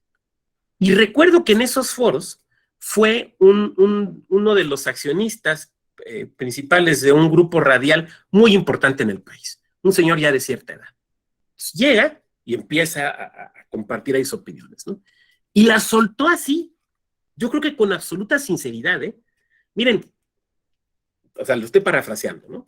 Yo estoy en contra de que ustedes digan que no se puede comprar tiempo en radio y televisión para la promoción política, no porque sea de libertad de expresión, no, sino porque van a reducir mis ingresos. Así lo dijo. ¿Y saben qué? Yo creo que fue honesto. Yo creo que fue honesto, porque sí, claro, les pegó en el bolsillo. Y claro, quien tiene una empresa mercantil, pues la tiene para ganar dinero. Es algo legítimo, perfectamente legítimo. Y yo creo, insisto, que fue una persona honesta, una persona sincera cuando dijo, pues yo no quiero que me peguen en el bolsillo, porque lo sabemos. ¿Cuándo ganaban más las empresas de radio y televisión? Cuando hay mundial, por eso México no va a dejar de ir a los mundiales. Cuando hay mundial o cuando había campañas. Ya no ganan cuando las campañas, entonces ahora menos México va a dejar de ir al mundial, aunque no lleguemos ni al cuarto partido, pero hay que ir porque allá hay recursos. Ahora, o sea, el señor fue sincero. La pregunta es, ¿el Estado mexicano o cualquier autoridad, un municipio, una legislatura, un OPLE, puede tomar decisiones basándose en el interés personal, por muy legítimo que sea? Insisto, no lo estoy deslegitimando. ¿En el interés personal de alguien? No. Porque en la democracia deliberativa tenemos que tomar decisiones en base a principios. En base a principios. Entonces, todo esto lo tenemos que garantizar cuando realizamos este tipo de consultas. Bien, he hablado mucho. Yo quisiera cortarlo hasta aquí para que pasáramos ahora a la etapa donde pues, ustedes participan. Se vale que me digan, oiga, más que una pregunta, tengo un comentario. Se vale totalmente.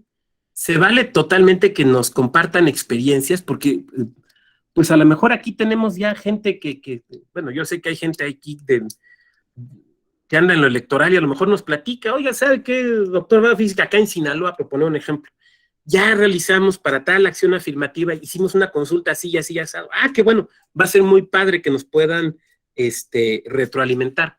Por último, les diré que no tengo ningún problema si me hablan de tú o de usted, como prefieran. No tengo ningún problema. Mientras no me digan güey, pues no hay problema. Entonces, vamos a ir abriendo los micrófonos y yo me comprometo también, desde luego, a hablarles con absoluto respeto. Entonces, vamos a ver quiénes nos han levantado la manita.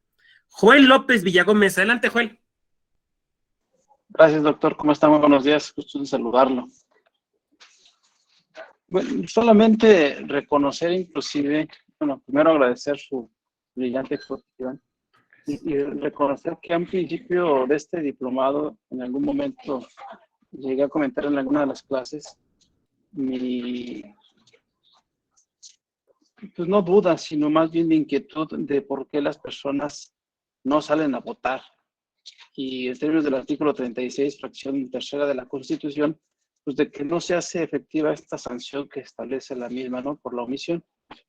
Sin embargo, hoy que está usted hablando de estos temas, creo que me quedé muy largo y entiendo ahora por qué inclusive hay gente que con esta discapacidad o esta vulnerabilidad que mucha gente soslaya, pues no es posible aplicar esta regla. Ahora lo entiendo quizás con mayor claridad. Y bueno, ese sería un comentario. Y segundo y último sería que creo que debemos apuntar hacia un lenguaje más apropiado en cuanto a lo que es la democracia. Es decir, la participación de la población que se convoca en realidad desconoce sobre lo que es la democracia. Y yo creo que es muy importante, no solo estos tipos de cursos o diplomados que la EGE nos brinda, sino que lo que se publica, lo que se convoca, lo que se pretende hacer a la población, que sea real, que sea muy enfática. El ejemplo que nos decía de las escuelas donde se hacen las convocatorias para el Consejo Estudiantil, yo creo que lo vemos no solamente en ese escenario, en esos mecanismos, sino en la vida cotidiana. Lo que pretendemos más bien el ser humano siempre, por lo general, es el abuso, el no querer participar, como que nos da pena, cuando en realidad lo que tenemos que estar es contentos de que la gente participe. Le agradezco nuevamente, les mando un abrazo a todos, disculpen la extensión de la palabra. Gracias, Joel. No hay nada que disculpar, por eso estamos dejando un tiempo más o menos amplio, porque es importante escucharles. Y lo que tú has dicho me permite compartirles algo, me sirve para compartirles algo. Es una hipótesis, por favor, tómenmelo solo como hipótesis, pero creo que vale la pena meditar en esto. A ver, si tenemos población que por edad, por situaciones de discapacidad, se le complica salir de su casa para votar, es muy probable que esas personas requieran una asistencia permanente, que esté alguien con ellas o con ellos en la casa. Yo les lanzo la pregunta. Históricamente en México, ¿a quién se les suelen encargar injustamente, y remarco el adjetivo, injustamente, las labores de cuidado? ¿A los hombres o a las mujeres? Porque entonces me parece que incluso todo esto está teniendo un efecto disparejo y más injusto hacia las mujeres. Entonces creo que ahí valdría la pena también que lo meditáramos. Tu reflexión también que haces, Joel, respecto a educar en democracia, híjole, es todo un tema, ¿no? Porque además, y lo digo habiendo sido director de educación cívica de UNOPLE, además tenemos el tema de qué democracia, ¿no? O sea, a lo mejor lo que tenemos que hacer es educar en las democracias. De repente yo me he topado con gente que me dice, pues no se haga bolas usted, pues el concepto de democracia en la Constitución. Y le digo, ¿cuál? Porque nuestra Constitución tiene conceptos de democracia comunitaria, democracia representativa, democracia participativa, democracia deliberativa. ¿Cuál? O sea, nuestra propia Constitución no tiene un concepto único de democracia. El concepto sustancialista, el artículo 3º, ¿no? Que nos dice que la democracia es más que un sistema electoral, es una forma de vida. Híjole, pues ya. Dicen que ese texto lo redactó el poeta Torres Bodet cuando fue secretario de Educación, pues porque sí, pero sí, ahí nos presenta todo un reto. Muchas gracias, Joel. Juan Carlos Mena, te escuchamos, Juan Carlos. Buenas tardes. Mira, a mí lo que me gustaría que quizás no, mañana pusiéramos análisis. Pues próximamente, dentro de un mes, viene un ejercicio de participación ciudadana y me gustaría que abriéramos pues de algún diálogo sobre la pregunta que se va a hacer, ¿no? Quizás para que todos aprovechando leamos la pregunta, le demos una leída y aclaremos, porque como que sigue habiendo dudas qué es sí o qué es no, ¿no? Perfecto, Juan Carlos, muchas gracias. Sí, podemos desde luego hacer mañana algunas referencias a esto y a lo mejor en un esquema comparado con la consulta popular. O sea, en qué se parece, en qué se distingue y probablemente cuáles son las razones de estas similitudes o estas diferencias. Tomo nota de tu comentario, Juan Carlos, y con gusto lo atenderíamos. Anet Ramírez, Anet, te escuchamos. ¿Sí me escucho bien? Es que como vengo en el transporte, se va a escuchar más el ruido externo. Entonces, a mí la verdad me parece un tema bastante importante en el cual se tiene que discutir. Y voy a tratar de ser breve, aunque son bastantes puntos que quiero considerar. Uno, hablaba sobre los problemas de inclusión y sensibilidad social. Yo sí cae en el proceso. Bueno, ya mis compañeros lo saben y lo he repetido varias veces, pero es que de verdad este trabajo me ayudó bastante a tener una concepción de la concepción de la democracia desde abajo. Los CAE somos como el enlace de los procedimientos, de los procesos electorales de la ciudadanía para los otros, ¿no? Para las instituciones electorales. Entonces, a mí me tocó, para esto de la consulta popular, lo cuento de manera de experiencia, trabajar con una persona con discapacidad. Me tocó trabajar con una persona con discapacidad y la verdad es que me costó mucho trabajo comunicarme con ella. Uno, por el contexto de la pandemia, ahorita me quité el cubrebocas para que me escuchen mejor, pero no me podía quitar yo el cubrebocas, esa persona no escuchaba, entonces yo no sabía cómo comunicarme con ella, a pesar de que tenemos el protocolo de inclusión de personas con discapacidad. El hecho de yo no poderme quitar el cubrebocas, me quité el cubrebocas pero me dejé la careta, y me dio a entender de que los que sabían leer los labios, dije, bueno, voy a intentar comunicarme con él, con ilustraciones y todo. Entonces, cuando me empezó a entender, comprendí que sí quería participar. Con demás compañeros que estuvieron en este mismo caso, la mayoría de las personas con discapacidad sí quieren participar, les llama la atención. El problema es cuando ya se relacionan con las demás personas, porque sienten que van a tener un rechazo, van a tener una presión social en la que, por ejemplo, al momento del conteo, no sé, por ellas, por su condición, tenga que contar más lento y entonces sientan la presión de los demás, llámese representantes de partidos, llámese los mismos funcionarios de, a ver a qué hora, y no, el punto es sensibilizar, el punto es tratar de conseguir a estas personas que también pueden hacerlo, de que tienen ese interés y esa disponibilidad de participar, pero viene otro problema, más allá de que sí participen, es esa continuidad en este caso del chico que me tocó a mí, le di la continuidad, lo complementé con videos, subtitulados, etcétera, ¿no? Ver los mecanismos de cómo participé, pero ya después, dentro de la junta, ya no había un seguimiento, por así decirlo, ¿no? De esta persona. Entonces, otro punto que me llamó mucho la atención es la concepción del voto. Hay un libro que se llama así, Concepción del voto, no me acuerdo el autor ahorita, pero habla sobre eso, ¿no? También, por ejemplo, las personas con discapacidad que necesitan el apoyo de una persona de su confianza, pues ahí se vulnera un principio, ¿no? Que es el de la secrecía también, porque ya una persona, aunque por mucho que sea de su confianza, ya sabe el sentido de su voto, y lo llamo con una persona, no sé, que tiene una discapacidad motora, por ejemplo, ¿no? Entonces, la verdad es que son temas muy interesantes y que se tienen que discutir. Hay otro que también me llamó la atención sobre los adultos mayores, de que la mayoría, pues sí, no se informan en redes sociales. Siento, en mi trabajo de campo me tocaba ver a personas adultas mayores que no sabían qué era y de qué les estaba hablando, porque ellos se informan por periódicos, por formas más tradicionales, ¿no? Yo me acercaba y entonces les decía, no, mire, hay que participar, etcétera. Es que no tengo ni uno. Pues no le puede tramitar la vía electrónica. No, pues no sé, es eso, ¿no?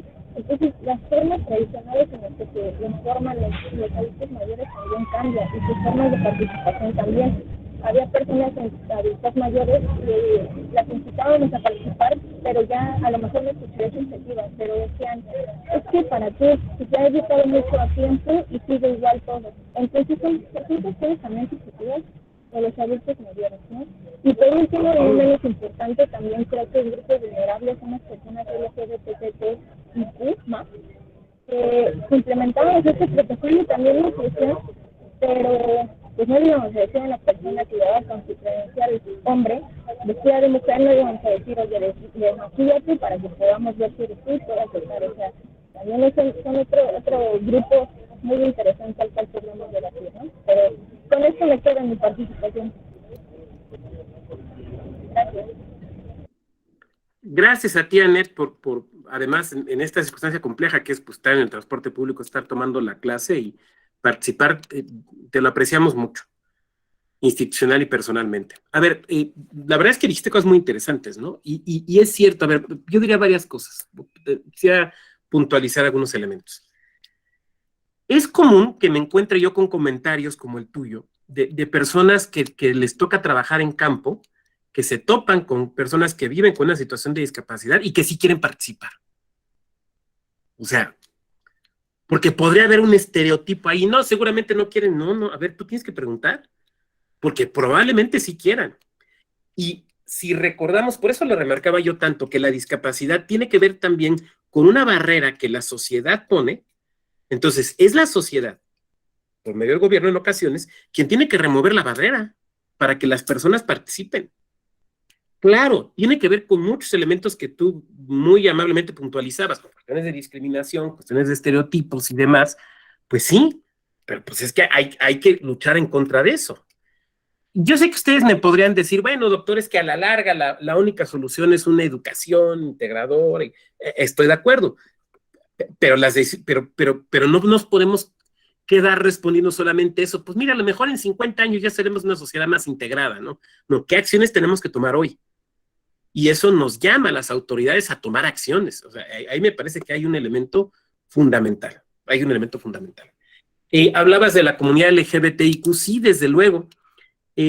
Déjenme, les meto el gol, porque pues no se cobra, entonces pues yo creo que es válido.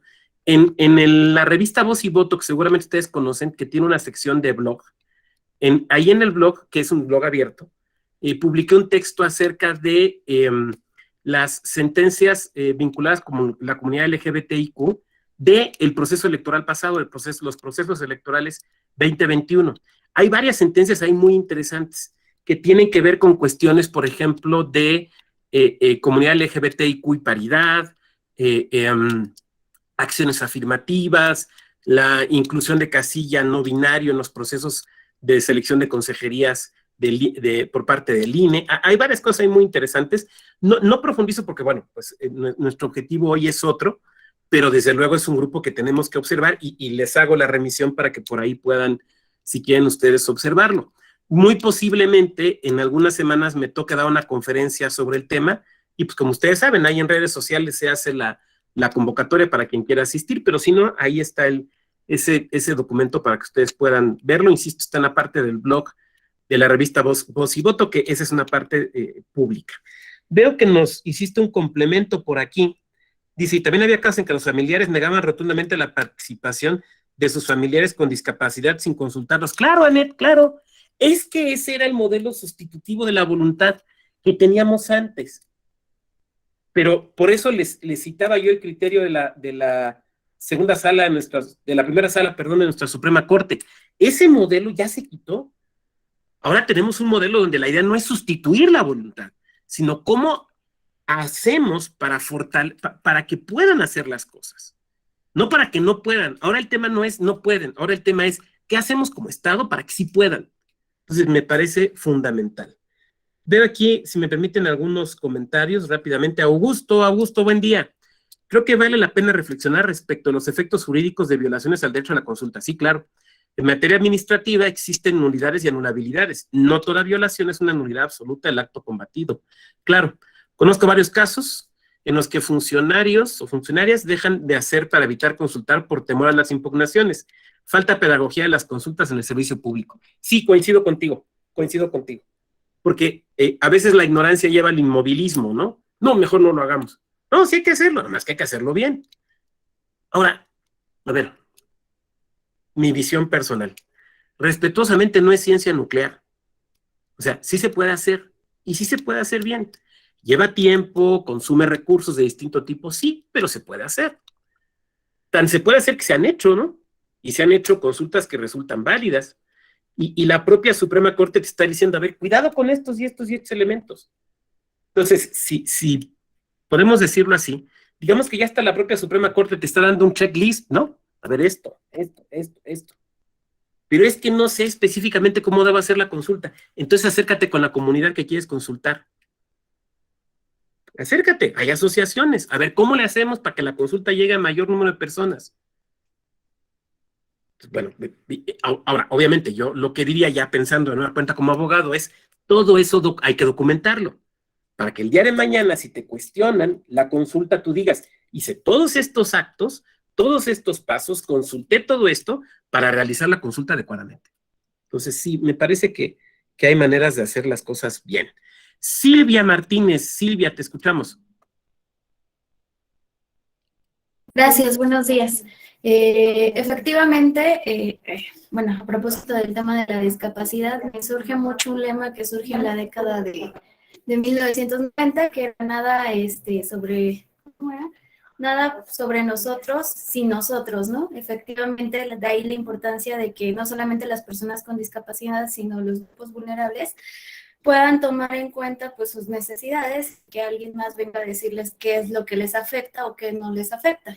Porque desgraciadamente hablamos de discapacidad cuando ya tienes un tema cercano a discapacidad o te metes en esos temas cuando tu esfera incluye un tema de vulnerabilidad, discapacidad, ¿no? O sea, hoy en día mucha gente no habla de la discapacidad porque no es una persona con discapacidad o no tiene algún familiar con discapacidad o lo deja ajeno a. Y en ese punto es bueno este tema del, porque al final yo no puedo decidir por alguien que es una persona con alguna discapacidad neurológica y que a lo mejor yo lo veo físicamente bien, pero la realidad no lo es. Es muy complicado incluso entenderles su forma de pensar porque a veces no somos las personas que llamamos normal, por así decirlo, pues no somos capaces de encuadrarnos a ellos, ¿no? Y es lo que buscamos lo social, no que ellos se equiparen a nosotros, sino que nosotros nos equiparemos a ellos, ¿no? Como lo que decía de generar calles, infraestructura, que sea digna para ellos, no solamente para nosotros. Eso es uno. La segunda es que yo también desconocí este tema de la consulta, no lo tenía muy en cuenta. Que creo que San Luis Potosí era uno de los estados que traía el tema, pero desconocía el tema de la Suprema Corte. Gracias por los datos ofrecidos.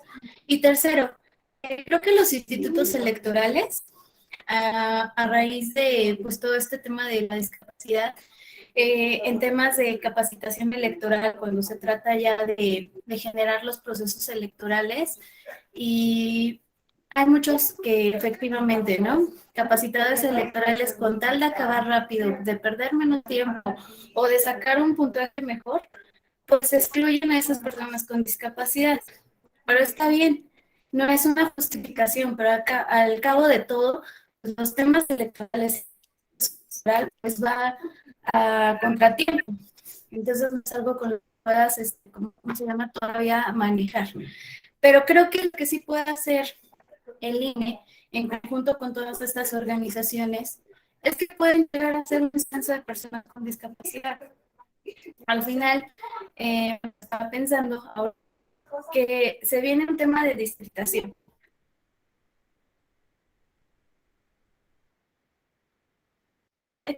Para agregar todo este tema de población. Pero también el INEGI tiene datos de una discapacidad y también el INE en algún momento cuando vas a pedir tu credencial para votar o vas a citar tu INE, pues se ve a las personas que llegan en una silla de ruedas, que no ve o que no tiene, ¿cómo se llama? Que tiene alguna discapacidad de forma visible. Entonces lo que se podría hacer es que incluso creo que sería bueno, a mí me surge esta propuesta de que se podría hacer un censo con apoyo del INE, ¿no? Con lo en la tramitación de las credenciales para votar. Incluso hay muchos temas en los que el INE, para realizar algún tema de concurso, en este tema de acciones afirmativas solicitan los certificados de discapacidad permanente. Entonces de ahí empecé a generar una base de datos que obviamente permite saber quiénes son las personas con discapacidad y también, por decir, en un estado hay un mayor índice de personas con discapacidad, pues brindarle todos los elementos para el día de las votaciones, ¿no? Porque muchas veces se utiliza un sello X, una tarjeta braille, pero pues hay cosas que a lo mejor no encuadran dentro de otras discapacidades, ¿no? E incluso, como me decía, ¿no? Si se hiciera un censo con discapacidad, incluso se podría prever que las personas sean las que realicen pues el voto un poco antes, ¿no? Al día de la elección. ¿Por qué? Por el día, ¿no? Que se lleva, que hay mucha gente, etcétera. Entonces, bueno, esa sería mi propuesta y mi participación. Gracias. Silvia, te agradezco mucho tu participación. Yo creo que habría que cuestionarnos si incluso esa información ya la pueda tener el INEGI. No sé, la verdad es que no sé, por eso lo planteo así.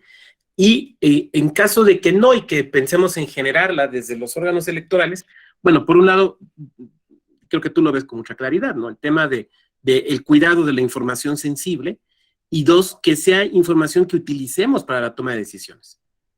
La tenemos, pero ¿para qué la queremos? ¿Qué vamos a hacer con eso? Porque si simplemente la deseamos para datos estadísticos, pero si lo que vamos a hacer es tomar decisiones con eso, pues yo creo que eso sería muy, muy relevante. Pero te agradezco mucho, Silvia, tu comentario. Augusto nos dice que el INEGI tiene un clasificador de tipo de discapacidad perfecto. Abril y Montserrat, Abril, te escuchamos. Hola, ¿cómo está, doctor? Buenos días a todas y a todos.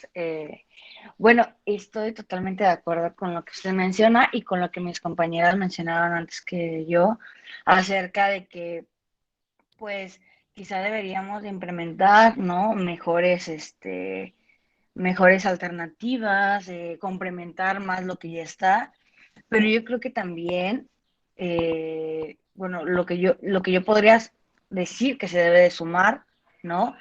Es que estamos como, el tema de la legitimidad lo tienen muy presente los impartidores de justicia, ¿no?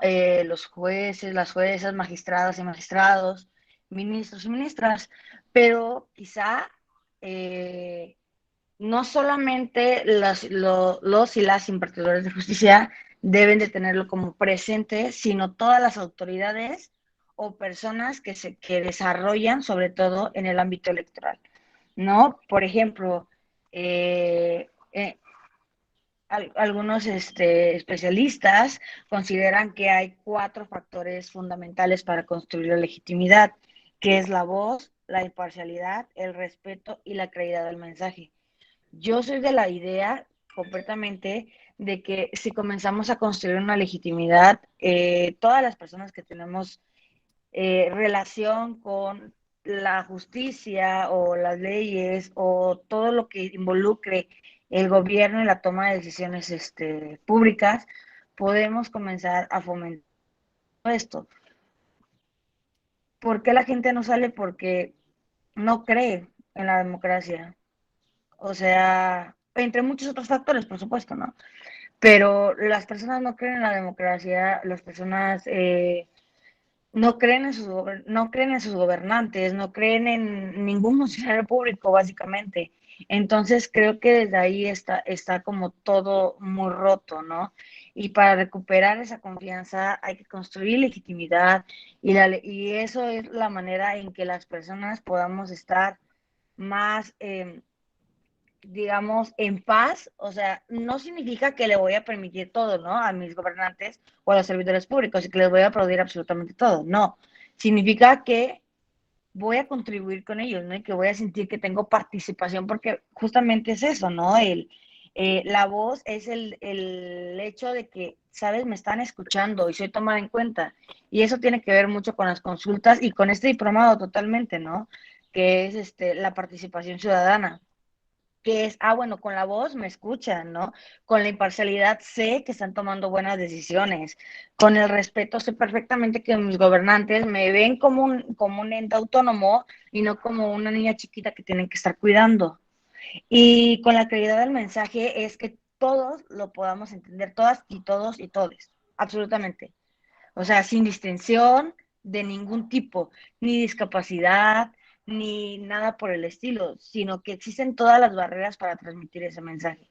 Eso es lo que quizá yo podría sumar a todo esto, y es algo que podemos hacer incluso desde nuestras trincheras, aunque no tengamos que ver con el desarrollo del sector público, ¿no? Quizá ir construyendo poco a poco, enviando mensajes a las personas que tengo a mi alrededor, no sé, a mi familia, a mis vecinos, a todas estas personas, ¿no? Hacer como, no sé, de repente te vas a cenar con tus amigos y hacer un pequeño, o sea, hablarlo de manera que lo entiendan, porque si les empiezo a hablar con tecnicismos me van a decir, ay, qué hueva, bye.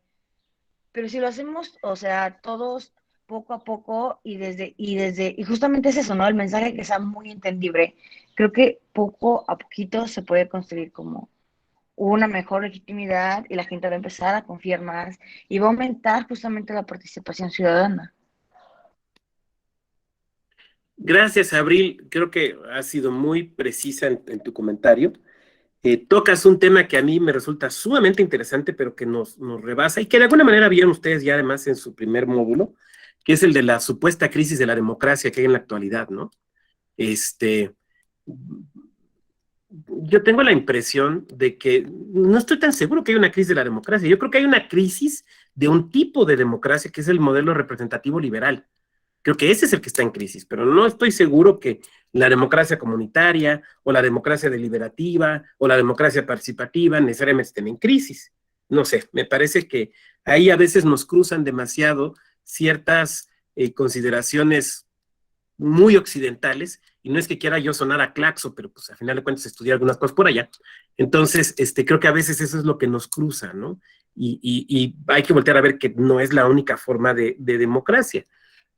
Pero el reto es sí cómo logramos una democracia incluyente, ¿no? O sea, sí, ahí creo que tú estás apuntando una cuestión que es muy relevante y que nos involucra a todas y a todos en el ejercicio de la ciudadanía, ¿no?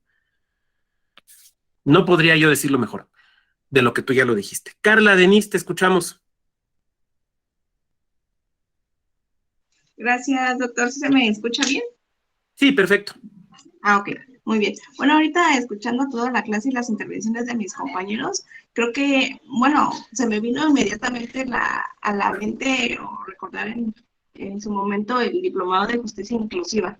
Entonces, porque usted nos tocó también ciertos temas y son temas tan importantes y tan trascendentales que nosotros pasamos desapercibido, como lo que usted nos comentó, ¿no? Las personas mayores, ahora sí que las con discapacidad, hasta en ocasiones los mismos jóvenes y todo eso. Y recordé cuando estaba contando la experiencia que usted tuvo en Querétaro también, de lo de las boletas, que le hicieron referencia de qué podían hacer para que se hicieran boletas braille, si se tenía que emitir un cierto número, todo. Y usted nos hizo esa reflexión, ¿no? ¿Qué se podría hacer para que se organizara una elección inclusiva? En la cuestión, ¿cuántas boletas se tenían que imprimir en formato braille? Y algunos compañeros decían, no, bueno, puede ser cierto número, todo eso, ¿no? Pero perdía la secrecía del voto. Entonces, eso me viene a la mente porque creo que en este diplomado podría ser tal vez mecanismos de participación inclusivos. ¿Por qué? Porque nos olvidamos en ocasiones de todos los demás sectores, que son muy importantes. Usted siempre ha estado como en seguimiento y nos ha resaltado mucho, y igual en sus artículos que ha emitido en Axis y en otras opiniones, la cuestión de las personas adultas mayores, las personas con discapacidad, y lo vemos, ¿no? Cómo son en ocasiones son excluidas por X o Y razón, nos volvemos desgraciadamente selectivos nosotros y no vamos al origen. Yo siempre pienso que hay que ir al origen para poder conocer.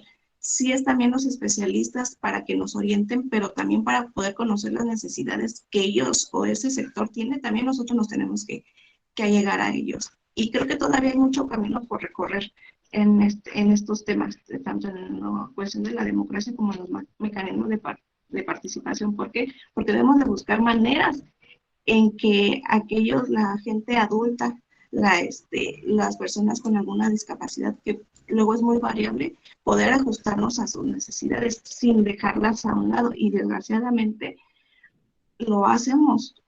Comentaba hace rato, creo que Abril, que ella fue CAI, que trabajó con un funcionario de casilla que era, ahora sí que tenía una discapacidad, ¿no? Entonces, en ocasiones también nosotros podemos empezar a elegir si ellos quieren participar o no. Yo en su momento también platiqué, hace muchos años que fui CAI, fui con una persona con síndrome de Down y yo le pregunté directamente, porque muchos me dijeron, no, es que ya no me preguntes, ya ponle tú ahí que no va a querer. Y yo acudí con la persona, platiqué, le informé y todo, y ella tomó la decisión, no quiero participar, pero también estamos dando la opción de elegir. Y en ocasiones, desgraciadamente, no lo hacemos. Siempre elegimos por ellos, o tomamos decisiones por ellos, olvidando que también tienen voz y voto. Entonces, creo que este es un tema muy interesante, muy apasionante, y yo les recomiendo a mis compañeros, si tienen oportunidad, tomen el diplomado de justicia inclusiva. ¿Por qué? Porque va muy de la mano con este tema que usted nos está haciendo mención, ¿no? Nos abre mucho la mente de las cuestiones que nosotros tenemos que hacer para poder tener no tanto una justicia inclusiva, sino una sociedad más inclusiva para que puedan funcionar todos estos tipos de mecanismos. ¿Sería cuánto, doctor? Gracias, Carla. Es que justamente por eso es relevante las definiciones de discapacidad. O sea, siempre hay un elemento ahí que es el entorno. El entorno, y el entorno es amplio, o sea, el entorno pueden ser las calles, sí, pero el entorno también son las instituciones. El entorno también son los procedimientos. Todo eso es el entorno. Entonces, o sea, el reto es cómo hacemos para que el entorno no impida el ejercicio de los derechos. Ahora, insisto, yo sé que es complejo y que es difícil, más desde instituciones locales. Oiga, doctor, la austeridad, oiga, la falta de recursos, oiga, tenemos muchas cosas. Pues sí, pero ahí están estos mandatos, ahí están esos mandatos. Sí, perfecto, Maurilio, el tema de los protocolos. Sí, miren, les voy a platicar otra experiencia personal. Hace unos 2, 3 meses, una magistrada, que no tiene que ver con el electoral, una magistrada del área civil y familiar, me dice, oye, ¿nos puedes dar una plática a mi ponencia acerca de la eficacia horizontal de los derechos humanos? O sea, los derechos humanos en las relaciones entre particulares. Sí, cómo no, pues ahí, di la plática, ¿no? La verdad es que muy interesante. O sea, no digo que mi plática sea muy interesante, digo que lo que me pidieron abordar era muy interesante, ¿no? Entonces, por ejemplo, cuando expuse y entramos a la etapa de preguntas y respuestas, estaba una compañera mía de la carrera en esa ponencia, que pues así que nos estudiamos juntos, ¿no? Ahí estuvimos. Pues su postura era así como, ay, pues qué bueno que estás dando esta plática y todo, pero pues esto de los derechos humanos en materia civil y familia, pues no, o sea, es otra cosa, ¿no? Pero, por ejemplo, tenía otro compañero exponía que cuando había estado en juzgados, le había tocado un asunto donde demandaban una cuestión de arrendamiento, algo así entendí, a una persona adulta mayor, y que cuando contestan la demanda, plantean excepciones derivadas de la Ley General de las Personas Adultas Mayores. Y que cuando ven la contestación, la primera reacción fue, ¿y esa ley qué? Y se tuvieron que meter a investigarla y a ver cuáles eran los efectos que generaba dentro de la relación entre particulares. Al final de cuentas condenaron, pero los metieron a estudiar. Entonces a mí me parece que esto, lo que sucede es que lo conocemos poco. O sea, como que no se difunde, no lo conocemos. Y entonces hay veces que las autoridades incluso no cumplen estos mandatos porque no saben que existen. Pero también me da la impresión de que muchas veces las personas destinatarias tampoco saben que existen y que tienen derechos que pueden hacer valer. Entonces, simplemente lo apunto por allí. Yo les agradezco mucho sus comentarios, estamos sobre el tiempo. José Reyes, nos falta educación cívica, sí, y una educación en derechos, ¿no? Se supone que el artículo primero lo dice, bueno, no se supone, ¿no? Que hay que promover los derechos humanos y todas las autoridades deben promoverlos en el ámbito de sus competencias. Yo no sé qué tanto. Nos dice Cristian Itzel, sí se le atribuye el rol de cuidadora, sí, y por eso creo que tiene un impacto diferenciado. Anet, sí, bueno, esto lo de Anet ya lo leímos. Augusto, ¿el INEGI tiene un clasificador de tipos de discapacidad? Sí, y nos pone ahí la liga para que lo podamos ver. Maurilio dice, el INE cuenta con protocolos para que el funcionario que atiende a una persona con discapacidad se dirija a la persona con ella, con discapacidad, y no a su interlocutor. precisamente para derribar estas barreras. En lo personal me tocó atender a una persona que no oía ni hablaba, pero mi mirada se centró en la persona, aunque el interlocutor intervenía. Fue una experiencia satisfactoria, pues a su manera me expresó su agradecimiento por la atención que realizó al realizar su trámite. Fíjense qué interesante, ¿no? En este salón ya tenemos 3 experiencias personales. Qué interesante. José Reyes, creo que nos falta educación cívica en estos temas de personas con discapacidad para ser más incluyentes. Sí, y coincido. Como en el tema de personas adultas mayores, ¿no? Coincido. Bueno, yo les agradezco su presencia puntual en nuestra sesión de hoy. Nos veríamos mañana, donde sobre todo quisiera hacer algunas reflexiones. Nos falta ver aquí un puntito de esto que estábamos observando, pero también hacer algunas reflexiones sobre lo que vamos de revocación de mandato, porque pues no se alcanzó a ver, pues porque estamos hasta ahorita.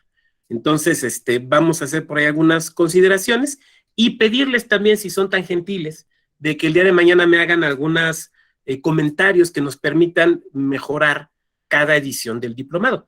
Porque además es un compromiso. Créanme que no es igual esta edición que ustedes tomaron a la primera. Es que las materias se llaman igual. Bueno, sí, pero ni los docentes, ni todos los contenidos, ni todos los abordajes han sido iguales. Porque tenemos, obviamente, pues que ir mejorando esto. Les agradezco mucho. Nos vemos mañana. Que tengan buen día. Saludos.